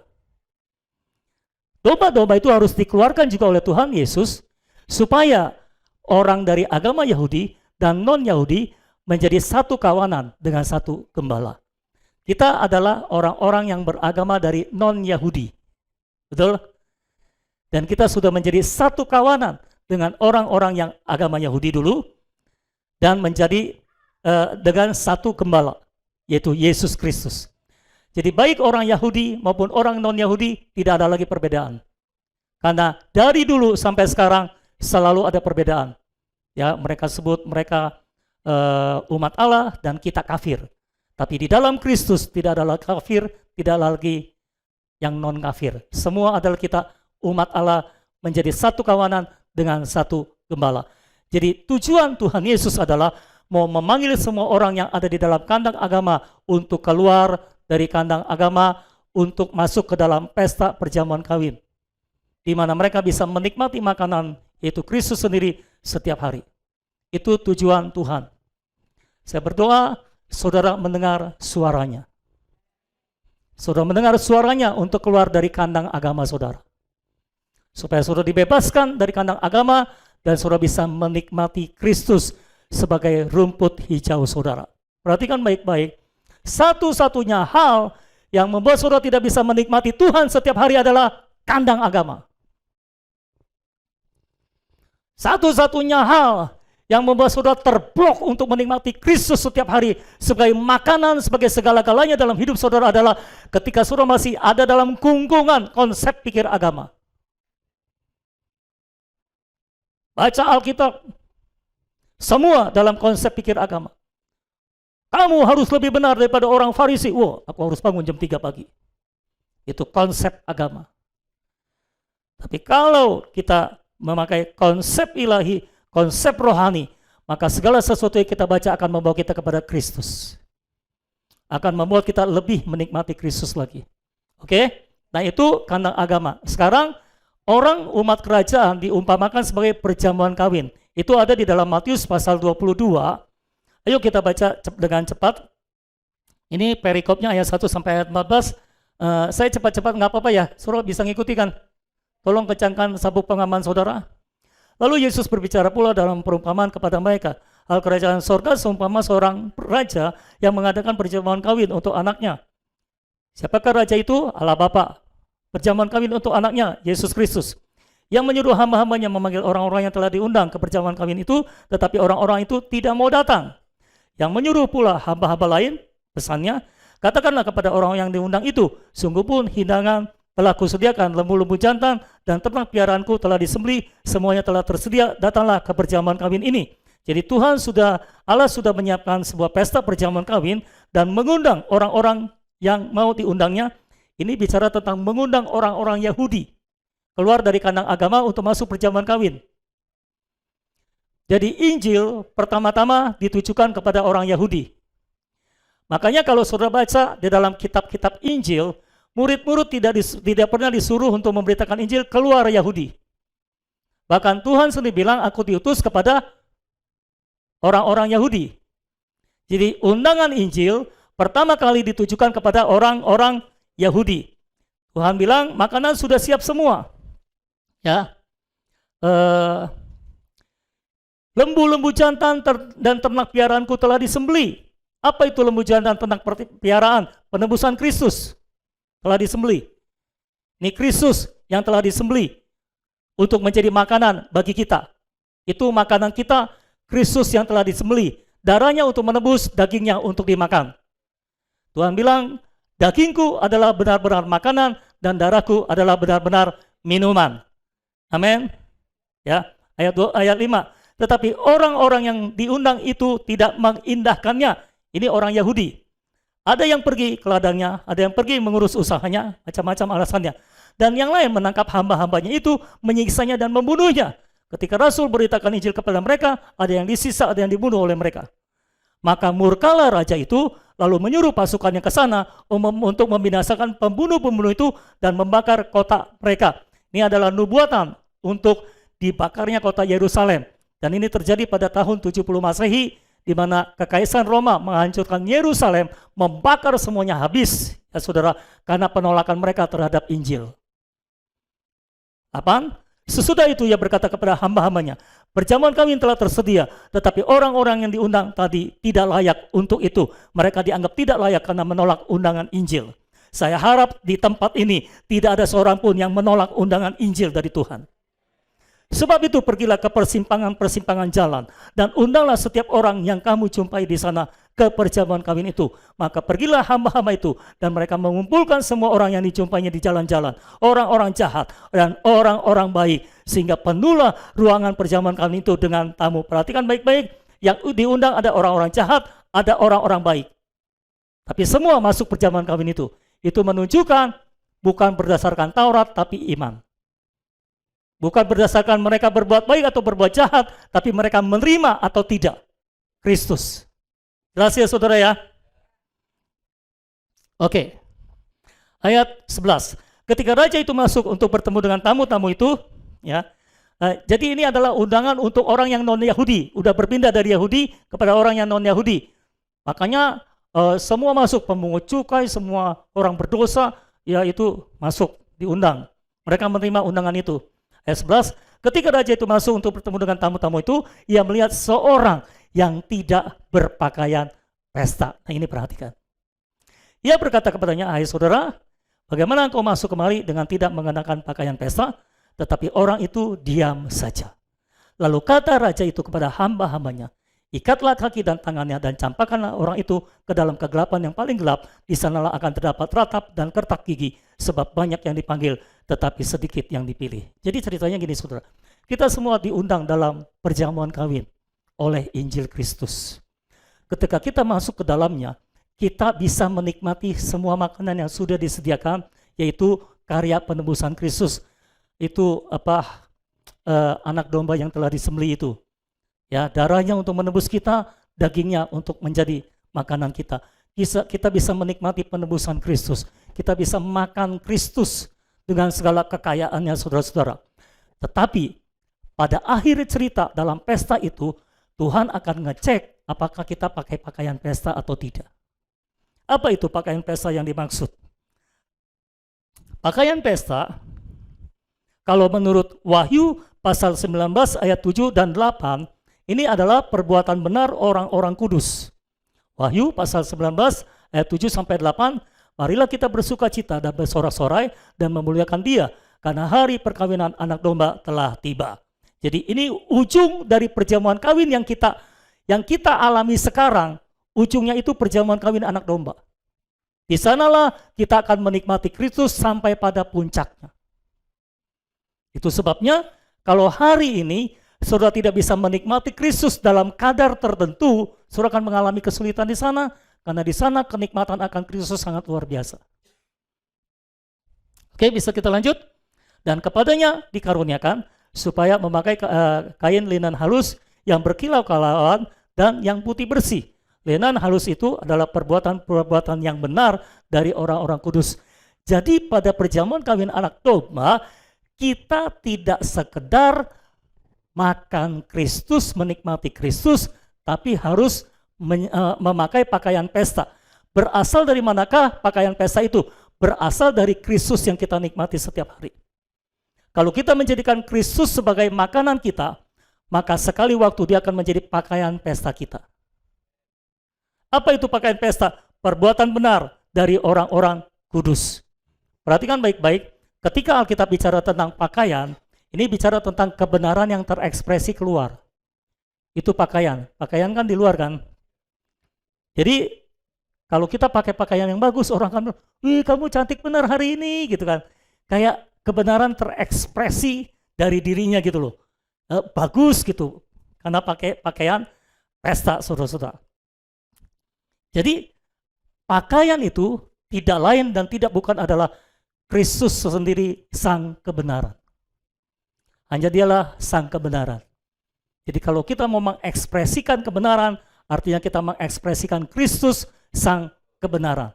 Tapi bagaimana kita bisa memakai Kristus sebagai pakaian pesta kita? Kita harus menikmati Kristus sebagai makanan setiap hari. Setiap hari kita menghirup Kristus sebagai udara kita, meminum Kristus sebagai air hayat kita, makan Kristus sebagai roti hayat kita, maka sekali waktu dia akan menjadi Kristus yang terekspresi lewat hidup kita. Kebenaran yang terekspresi lewat hidup kita. Semua menangkap apa yang saya sampaikan? Oke? Jadi semua adalah tentang bagaimana kita memperhidupkan Kristus dan mengekspresikan Kristus. Pakaian pesta adalah Kristus yang terekspresi lewat hidup kita. Kebenaran yaitu Kristus sendiri yang terekspresi lewat hidup kita. Nah, kata hendaklah hidup keagamaanmu harus lebih benar daripada orang Farisi dan ahli Taurat. Kata hidup keagamaan dalam terjemahan bahasa Inggrisnya righteousness, kebenaran.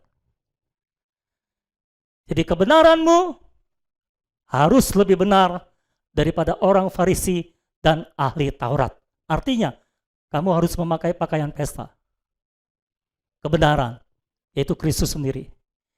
Engkau tidak boleh lagi memakai pakaianmu sendiri, karena orang itu yang dicampakkan ke dalam kegelapan yang paling gelap itu, dia datang bukan pakai pakaian Kristus, pakaian pesta, tapi dia pakai kebenarannya sendiri. Kita tidak boleh hidup berdasarkan kebenaran kita sendiri. Kebenaran kita palsu, semu. Dan kebenaran kita bukanlah kebenaran. Hanya Kristus yang adalah sang kebenaran. Amin. Jadi kalau saudara mau memakai pakaian pesta, engkau harus memperhidupkan Kristus supaya Kristus bisa dikenakan sebagai kebenaran dalam hidupmu.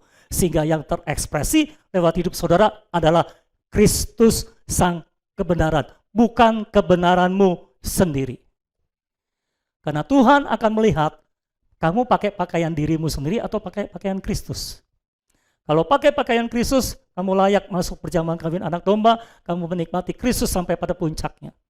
Tapi kalau tidak, engkau akan dicampakkan ke dalam kegelapan yang paling gelap, di mana terdapat ratap dan kertak gigi, dan engkau akan mengalami pendisiplinan di sana. Jadi selama orang yang menang masuk dalam perjamuan kawin anak domba, menikmati Kristus, saudara akan dibuang dari kenikmatan akan Kristus selama sejangka waktu untuk masa pendisiplinan, supaya kerinduan saudara untuk menikmati Kristus akan muncul lagi.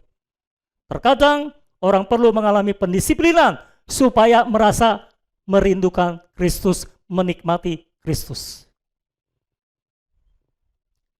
Makanya kebanyakan saudara yang rasa laparnya sudah hilang, lalu kena masalah, muncul lagi rasa laparnya ya. Gitu nggak sih? Ya, tapi kalau bisa jangan nungguin masalah lah. Kan lebih nggak enak saudara ya. Lebih baik saudara sadar sendiri. Kalau nungguin masalah ya nanti Gini lagi, sakit lagi, gini lagi, pemulihan yang lama lagi, dan sebagainya. Jadi itu saudara. Jadi standar moral kita adalah Kristus yang diekspresikan, dan Kristus yang diekspresikan dari hidup kita akan terekspresi sebanyak Kristus yang telah tergarap di dalam diri kita. Sebanyak yang sudah tergarap, sebanyak itu yang bisa terekspresi. Saudara paham apa yang saya maksud? Saudara makan. Apa yang terserap, itu yang bisa terekspresi. Kalau yang terserap banyak, terekspresi lewat pertumbuhan badan saudara. Weh, sekarang udah gede ya, dulu masih kecil. Karena ada banyak makanan yang terserap. Tapi kalau saudara banyak makan, tapi tetap kurus, namanya cacingan. Minum obat cacing. Kalau cacingan artinya saudara makan tapi tidak menyerap. Nah, ini bicara tentang orang yang banyak melakukan syariat agama tapi tidak menyerap Kristus dalam hidupnya. Doa 6 jam sehari, wih mantap. Baca Alkitab 1 kitab sehari, mantap. 66 kitab, 66 sehari, 66 hari beres saudara. Puasa seminggu 7 hari. Pertanyaannya, hayatnya bertumbuh atau tidak? Kalau hayatnya kurus, cirinya apa kalau hayatnya tidak bertumbuh? Standar moral. Ada nggak orang banyak berdoa, standar moralnya rendah? Pernah ketemu ibu-ibu rajin berdoa, posisinya terus ada di menara doa 24 jam, nggak turun-turun. Tapi tersinggungannya, udah paling orang tersinggungan di dunia ini deh. Kepahitannya, kalau ngomong jelek-jelekin orang terus, waduh. Kalau ngomong ngebohong terus, ada nggak yang kayak gitu? Ini orang cacingan, saudara. Makan tapi tidak menyerap Kristus. Ya. Jadi jangan asal tahu engkau ada di menara doa 24 jam, nggak turun-turun dari sana, lalu engkau jadi kudus. Enggak begitu. Engkau jadi kudus atau tidak tergantung berapa banyak Kristus yang terserap dalam dirimu. Engkau jadi benar atau tidak tergantung pada berapa banyak Kristus yang terserap dalam dirimu. Oke? Saya ajarkan beberapa saudara doa baca firman setiap pagi, setengah jam aja, kalau engkau menyerap Kristus sebanyak-banyaknya, itu efektif. Jangan doa baca firman 1 kitab sehari, nggak ada yang masuk. Kristus nggak terserap sama sekali dalam hidup saudara. Nggak ada firman yang nyantol sama sekali. Kayak gitu saudara. Nah, inilah kebenaran. Ya. Semua kebajikan atau moralitas yang tepat dari orang Kristen selalu berasal dari kenikmatan akan Kristus. Bisa ditampilkan, ada nggak itu? Semua kebajikan atau moralitas yang tepat dari orang Kristen berasal dari kenikmatan akan Kristus. Jadi kalau moralmu, kalau kebajikanmu, kalau kebenaranmu tidak berasal dari kenikmatan akan Kristus yang kau nikmati setiap hari, itu adalah kebenaranmu sendiri. Itu adalah kebajikanmu sendiri, bukan kebenaran Kristus. Makanya tidak memuliakan Kristus akhir-akhirnya, memuliakan dirimu sendiri. Oke? Terima kasih. Tapi saya sudah selesai dengan itu. Oke, kita baca sama-sama sekali untuk menghormati, oke? Semua kebajikan atau moralitas yang tepat dari orang Kristen berasal dari kenikmatan akan Kristus. Apa maksudnya? Artinya, kalau saudara tiap hari tidak menikmati Kristus sebagai makanan saudara, tidak menyerap Kristus ke dalam saudara, mustahil ada kebajikan dan moralitas yang tepat muncul dari hidup saudara. Kalaupun ada, itu tidak tepat. Itu bukan kebenaran Kristus, itu kebenaran dirimu sendiri. Jadi, kita harus bergantung kepada Kristus dan satu-satunya Kristus. Mari kita berdoa. Bapa di surga, terima kasih buat semua yang telah Engkau sampaikan. Engkau persekutuan kepada kami. Kiranya Engkau terus membuka hati kami Tuhan. Belas kasihani kami sehingga kami menjadi orang yang terus terbuka di hadapan Tuhan. tolong supaya setiap segi dalam hidup kami, setiap aspek dalam hidup kami terbuka di hadapan-Mu. Tidak ada satupun yang tertutup ya Tuhan. Oh Tuhan Yesus, kami perlu anugerah Tuhan untuk menyerap semuanya ini.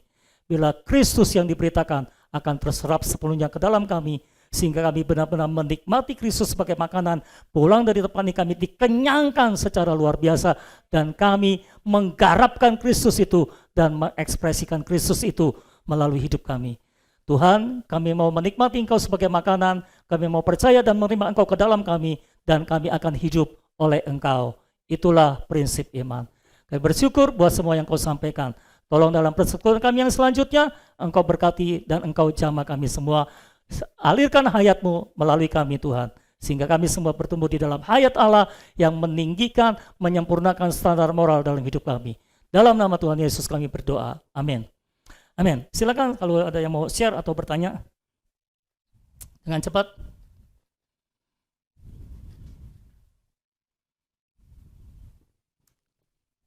Ya, mic-nya ada di mana-mana, silakan. Michael dulu, silakan.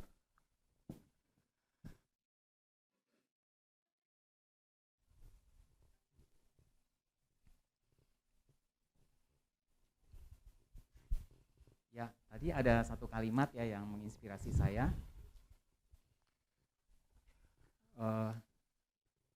Hayat alamiah kita tidak berdaya di hadapan Alkitab. Itu benar-benar membuat saya cukup oh ya, selama ini ketika saya membaca Alkitab, kayaknya saya fine-fine aja tuh ya, nggak ada kayak sampai berkata seperti yang dia tadi gitu. Oh ini tidak mungkin gitu, tidak mungkin terjadi, tidak mungkin saya lakukan, tidak mungkin bisa gitu. Jadi cara saya memandang diri saya ketika berkaca dengan Alkitab juga belum terlihat gitu, bahwa saya tuh benar-benar sudah merasa bahwa hayat alamiah itu tidak sanggup sebenarnya untuk melaksanakan semua perintah-perintah dalam Alkitab, kecuali kalau Kristus yang saya perhidupkan itu baru bisa saya bercermin dengan benar gitu dengan firman Tuhan. Jadi itu menjadi satu perenungan buat saya sih selama nanti saya terus merenungkan firman ini.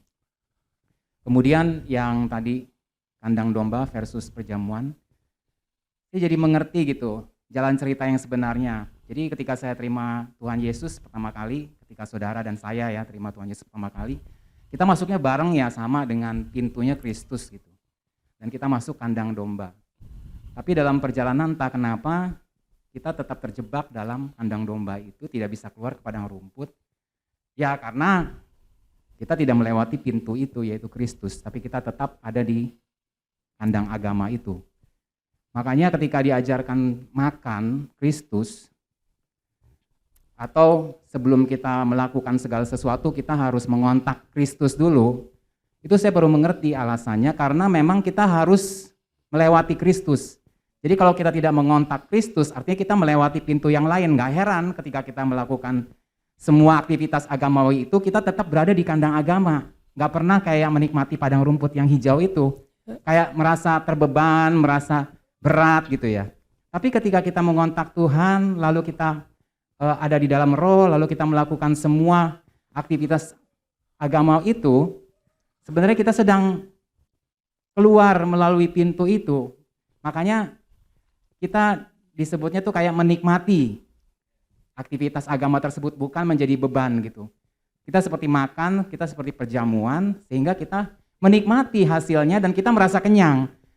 Karena selama ini kalau melakukan aktivitas agama mungkin ya sepertinya sudah melakukan kewajiban kita gitu ya, tapi kayaknya nggak ada efeknya gitu. Tapi ketika kita melakukannya lewat pintu yang benar, itu kenikmatan terjadi gitu. Amen. Kita dibawa ke padang rumput. Nah itu sebabnya saya benar-benar mengerti kenapa kita memang harus ada di dalam Kristus setiap saat. Karena kalau kita tidak ada di dalam Kristus, kita tidak melewati pintu itu dan kita tidak akan menikmati apa-apa.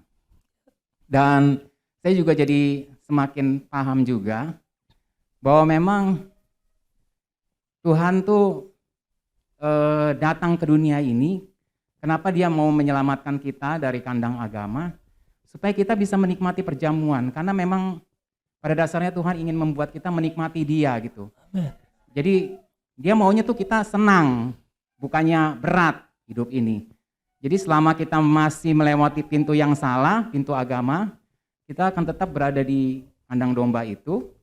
Tetapi kalau kita mau keluar, ya satu-satunya jalan, ya kita mengontak Dia, ada di dalam Dia, masuk melalui Dia, keluar juga lewat Dia.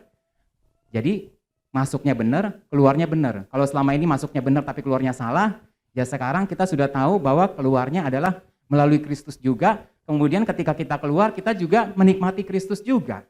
Jadi semuanya Kristus, Kristus, dan Kristus, tidak ada yang lain.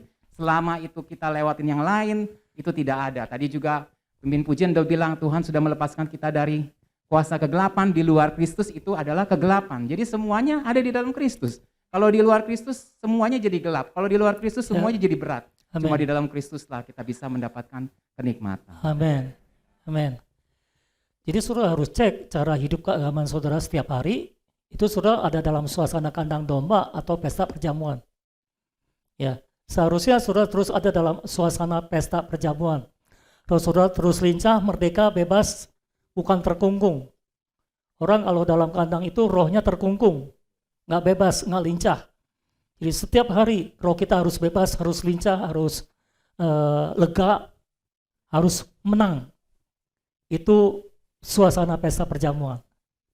Oke? Oke, silakan, bagus.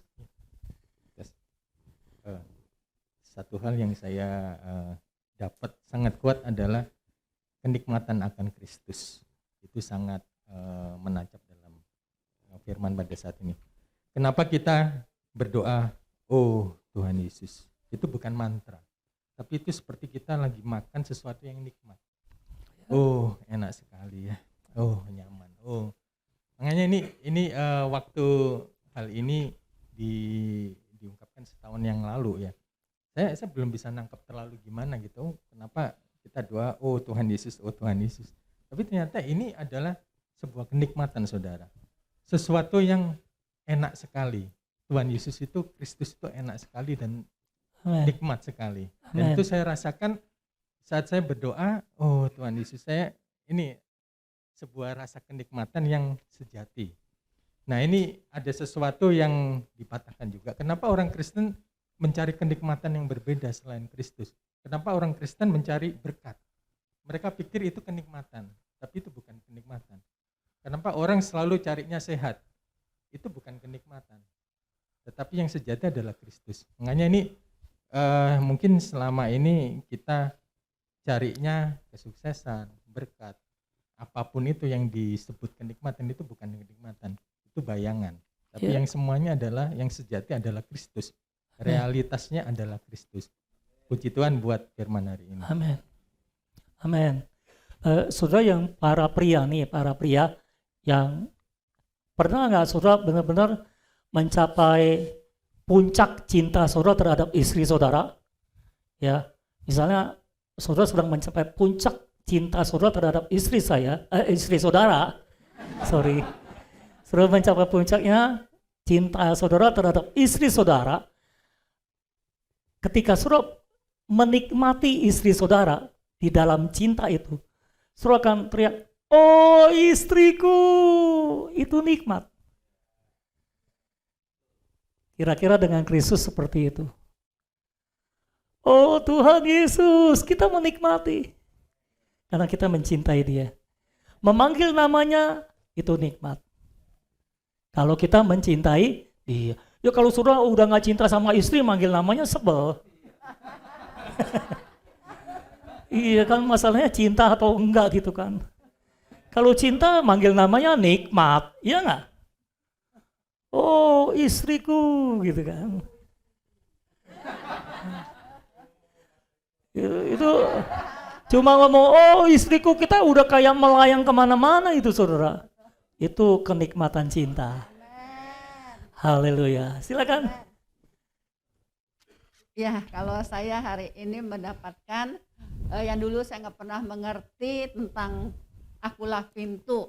Sekarang saya sudah mengerti, dan tentang perjamuan itu juga dari dulu saya nggak mengerti. Kan Tuhan yang undang, tapi kenapa kok akhirnya dilemparin gitu.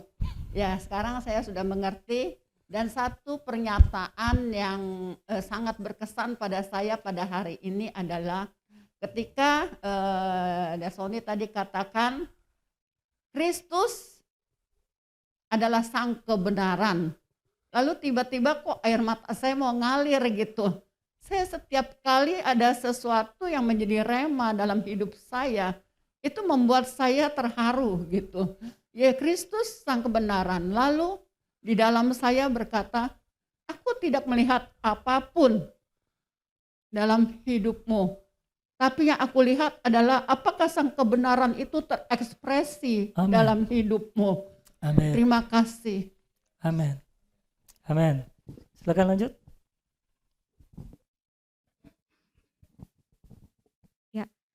Hari ini kenikmatan yang terasa di saya, yang paling nikmat itu tentang standar moral gitu. Jadi tadi Dad bilang bisa dikatakan salah satu ukuran untuk pertumbuhan Kristus adalah standar moral kita tinggi gitu. Di sini saya baru ngerasain nancep banget apa itu bahwa aku yang hidup bukanlah aku lagi, melainkan Kristus yang hidup dalam aku. Karena kesini-sini tuh saya ngerasa Tuhan kok kayaknya saya nggak bebas lagi gitu loh. Terus apa yang tadi Dad contohkan yang tentang game itu, iya ya cuman game doang gitu. Iya kadang saya juga aku ngerasa saya melakukan sesuatu hal dulu biasa aja gitu. Maksudnya bukan hal-hal yang gimana gitu kan. Tapi kok sekarang melakukan ini kayak nggak damai sejahtera. Terus banyak hal yang kayaknya tuh saya dibatasi gitu. Nah di sini saya mendapati ya memang saya harus rela kehilangan kebebasan akunya itu. Karena ya itu saya baru nancep, oh ya ini yang dinamakan yang hidup bukannya Aci lagi tapi Kristus yang hidup di dalam aku. Itu buat saya ini standar moral yang tinggi itu sih. Ya, kita benar-benar harus memiliki standar moral yang sangat-sangat tinggi. Misalnya, saya numpahin air di situ. Apa yang harus saya lakukan? Saya harus membersihkannya. Jangan pura-pura bego. Itu standar moral. Saya buang sampah, nggak masuk ke dalam tong sampah. Dulu-dulu saya tinggalin, saudara. Sekarang saya tinggalin nggak enak di dalam. Saya harus balik lagi, masukin ke dalam tempatnya secara tepat. Itu standar moral. Sampai ke perintilan seperti itu. Kalau saudara hidup dalam hayat akan memberitahu saudara apa yang boleh, apa yang tidak boleh, apa yang harus, apa yang tidak harus dilakukan. Sampai perintilan-perintilan. Itulah kesempurnaan di dalam Kristus. Oke, lanjut silakan. Ya, cepat. Ya, Andre silakan. Ya, tentang standar moral yang disampaikan, ini kan benar-benar sesuatu yang memang tidak bisa dicapai atau dilakukan oleh hayat alami.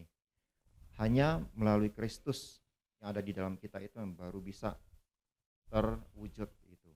Seperti yang Aci bilang, saya juga melihat bahwa prinsip aku hidup bukan lagi aku yang hidup, tapi Kristus yang hidup di dalam aku itu makin clear lagi ketika disampaikan hal ini. Iya, kalau bukan Kristus yang hidup ini nggak bisa. Ini standar yang sangat tinggi sekali. Ya. Di sisi lain saya melihat kalau alamiah kita nggak bisa memenuhi standar moral ini, hanya Kristus saja, semakin bisa melihat betapa kayanya Kristus itu. Ya. Kristus yang kita nikmati itu sangat luar biasa kaya. Jadi ngomong soal kekayaan Kristus itu sekarang ditambahkan lagi terangnya tentang kekayaannya seperti apa sih. Oh ini loh salah satu bentuk kekayaan yang bisa kita nikmati dengan adanya pertumbuhan hayat di dalam diri kita. Kristus sangat kaya, Kristus sangat nikmat, Amen. luar biasa. Amen. Kemudian di sisi lain saya juga melihat ketika kita diperhadapkan kepada satu hal yang paling penting, yaitu makan Kristus. Ini menjadi satu perlombaan yang diwajibkan buat kita. Hanya inilah perlombaan yang diwajibkan untuk kita kejar, menikmati Kristus, memperhidupkan Kristus, dan di dalam perlombaan ini nggak ada pilihan lain. Ya. Harus menang. Amen. Harus menang dalam perlombaan ini. Ya. Dan harus berlomba sedemikian rupa untuk mendapatkan kemenangan. Ya. Amin. Dan jangan lupa di bahan KTB kita harus berlari dengan cepat di lintasan yang tepat. Apakah lintasan yang tepat? Di dalam roh. Semua usaha kita harus yang merawat roh, melatih roh, semuanya. Karena kalau tidak, alamiah jadinya, saudara. Oke, ada lagi yang lain? Terus jangan berpikir saya nggak pernah ngomong jadi nggak mau ngomong ya. Justru kalau nggak pernah ngomong jadinya mesti ngomong. Sepanjang suruh menerima sesuatu dari Tuhan, bicaralah. Silakan. Yang memberkati, yang sangat nikmat itu saya kenanya itu di B, sama standar moral kita menentukan apakah kita akan menduduki tempat terendah atau tertinggi dalam kerajaan sorga. Saya agak nyambung dengan firman yang belakangan ini suka diingatkan kembali sama Roh Kudus itu di Roma 12 ayat 2. Janganlah kamu menjadi serupa dengan dunia ini, tetapi berubahlah oleh pembaruan budimu, dan berlanjut terus. Baru saya nyambung, oh iya, ternyata ini maksudnya. Berarti standar moral yang Tuhan mau ini kita berubah itu, ya moral yang standarnya Allah. Ya. Hidup dalam hayat, hidup dalam Kristus. Dan Dad tambahin lagi tadi, ya dalam Roh Kudus. Memang jujur tanpa Roh Kudus kita nggak akan tahu ini cocok apa enggak, ini benar apa tidak. Saya baru mengalami kemarin, itu pas di kantor itu saya disuruh melakukan ini. Padahal itu saya tanya teman-teman, ini boleh nggak? Semua bilang boleh, tapi hati saya nggak damai. Akhirnya saya nggak lakuin. Jadi saya iya ya, kalau saya ngikutin kata di luaran saya, biasa itu boleh. Tapi ketika hati saya deg-degan gitu, roh di dalam saya nggak damai sejahtera, nah itu saya nurut yang di roh saya. Nah itu tadi, oh iya benar ya, pengalaman Dad kemarin itu juga kena ke saya. Ternyata kalau kita nggak hidup dalam hayat, dalam roh, standar moralnya ya nggak tercapai. Sangat-sangat tinggi sekali. Terima kasih Dad sudah diteguhkan kembali, dan memang ini menjadi poin penting. Poin yang sangat penting, hidup dalam hayat Kristus. Terima kasih, Dad. Amin. Ada lagi yang lain? Kalau ada silakan. Tidak ada lagi? Yuk kita doa. Kalau tidak ada lagi, Tuhan terima kasih buat firman Tuhan.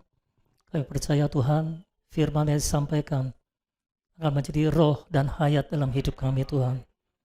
Tuhan, itu sebabnya kami berdoa, tolong kami Tuhan, untuk hidup dalam hayat, untuk menempuh jalan hayat Tuhan, untuk hidup dalam kebenaran ilahi, bukan dalam kebenaran kami sendiri, untuk hidup dalam hayat ilahi, bukan dalam hayat alamiah kami sendiri.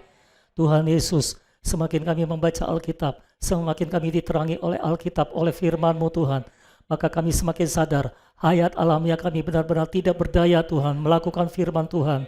Kami tidak bisa melakukan firman Tuhan. Hanya Engkau di dalam kami yang bisa menjadi pelaku firman Tuhan. Itu sebabnya kami berdoa, Tuhan Yesus tolong kami, belas kasihani kami. Biarlah kami hidup di dalam Engkau Tuhan. Kami hanya tinggal di dalam Engkau Tuhan. Kami datang sebagai bejana yang kosong dan hampa di hadapan-Mu. Kami terbuka di hadapan-Mu Tuhan. Isi kami dengan diri-Mu sendiri. Penuhi kami, jenuhi kami, resapi kami dengan diri-Mu sendiri Tuhan. Oh Tuhan Yesus, tanpa Engkau tergarap dalam hidup kami, kami tidak akan bisa mengekspresikan diri-Mu ya Tuhan. Engkaulah pohon anggur kami yang sejati Tuhan. Engkaulah hayat kami, Engkaulah suplai hayat kami, Engkaulah segalanya bagi kami. Suplaikan hayat-Mu yang berlimpah dalam hidup kami Tuhan, agar kami ranting-ranting-Mu bisa menghasilkan buah yang banyak untuk kemuliaan nama Bapa di surga. Tuhan Yesus tolong kami, Tuhan Yesus tolong kami, Tuhan Yesus penuhi kami, jenuhi kami Tuhan. Biarlah tidak ada bagian yang tertutup dalam diri kami. Semua kosong, semua terbuka untuk diisi oleh Tuhan Yesus. Dan hanya Engkau saja yang memenuhi kami dengan segala kepenuhan Allah. Terima kasih Bapa dalam surga, berkati setiap jemaat-Mu secara berlimpah-limpah. Turunkan hujan-Mu kepada kami semua. Memberkati semua yang kami kerjakan di dalam persekutuan dengan Engkau. Sehingga Tuhan, semua yang kami kerjakan akan menghasilkan buahnya. Di dalam nama Tuhan Yesus kami berdoa. Dan semua kita yang telah mendengar firman dan anugerahnya, mari sama-sama kita katakan, amin.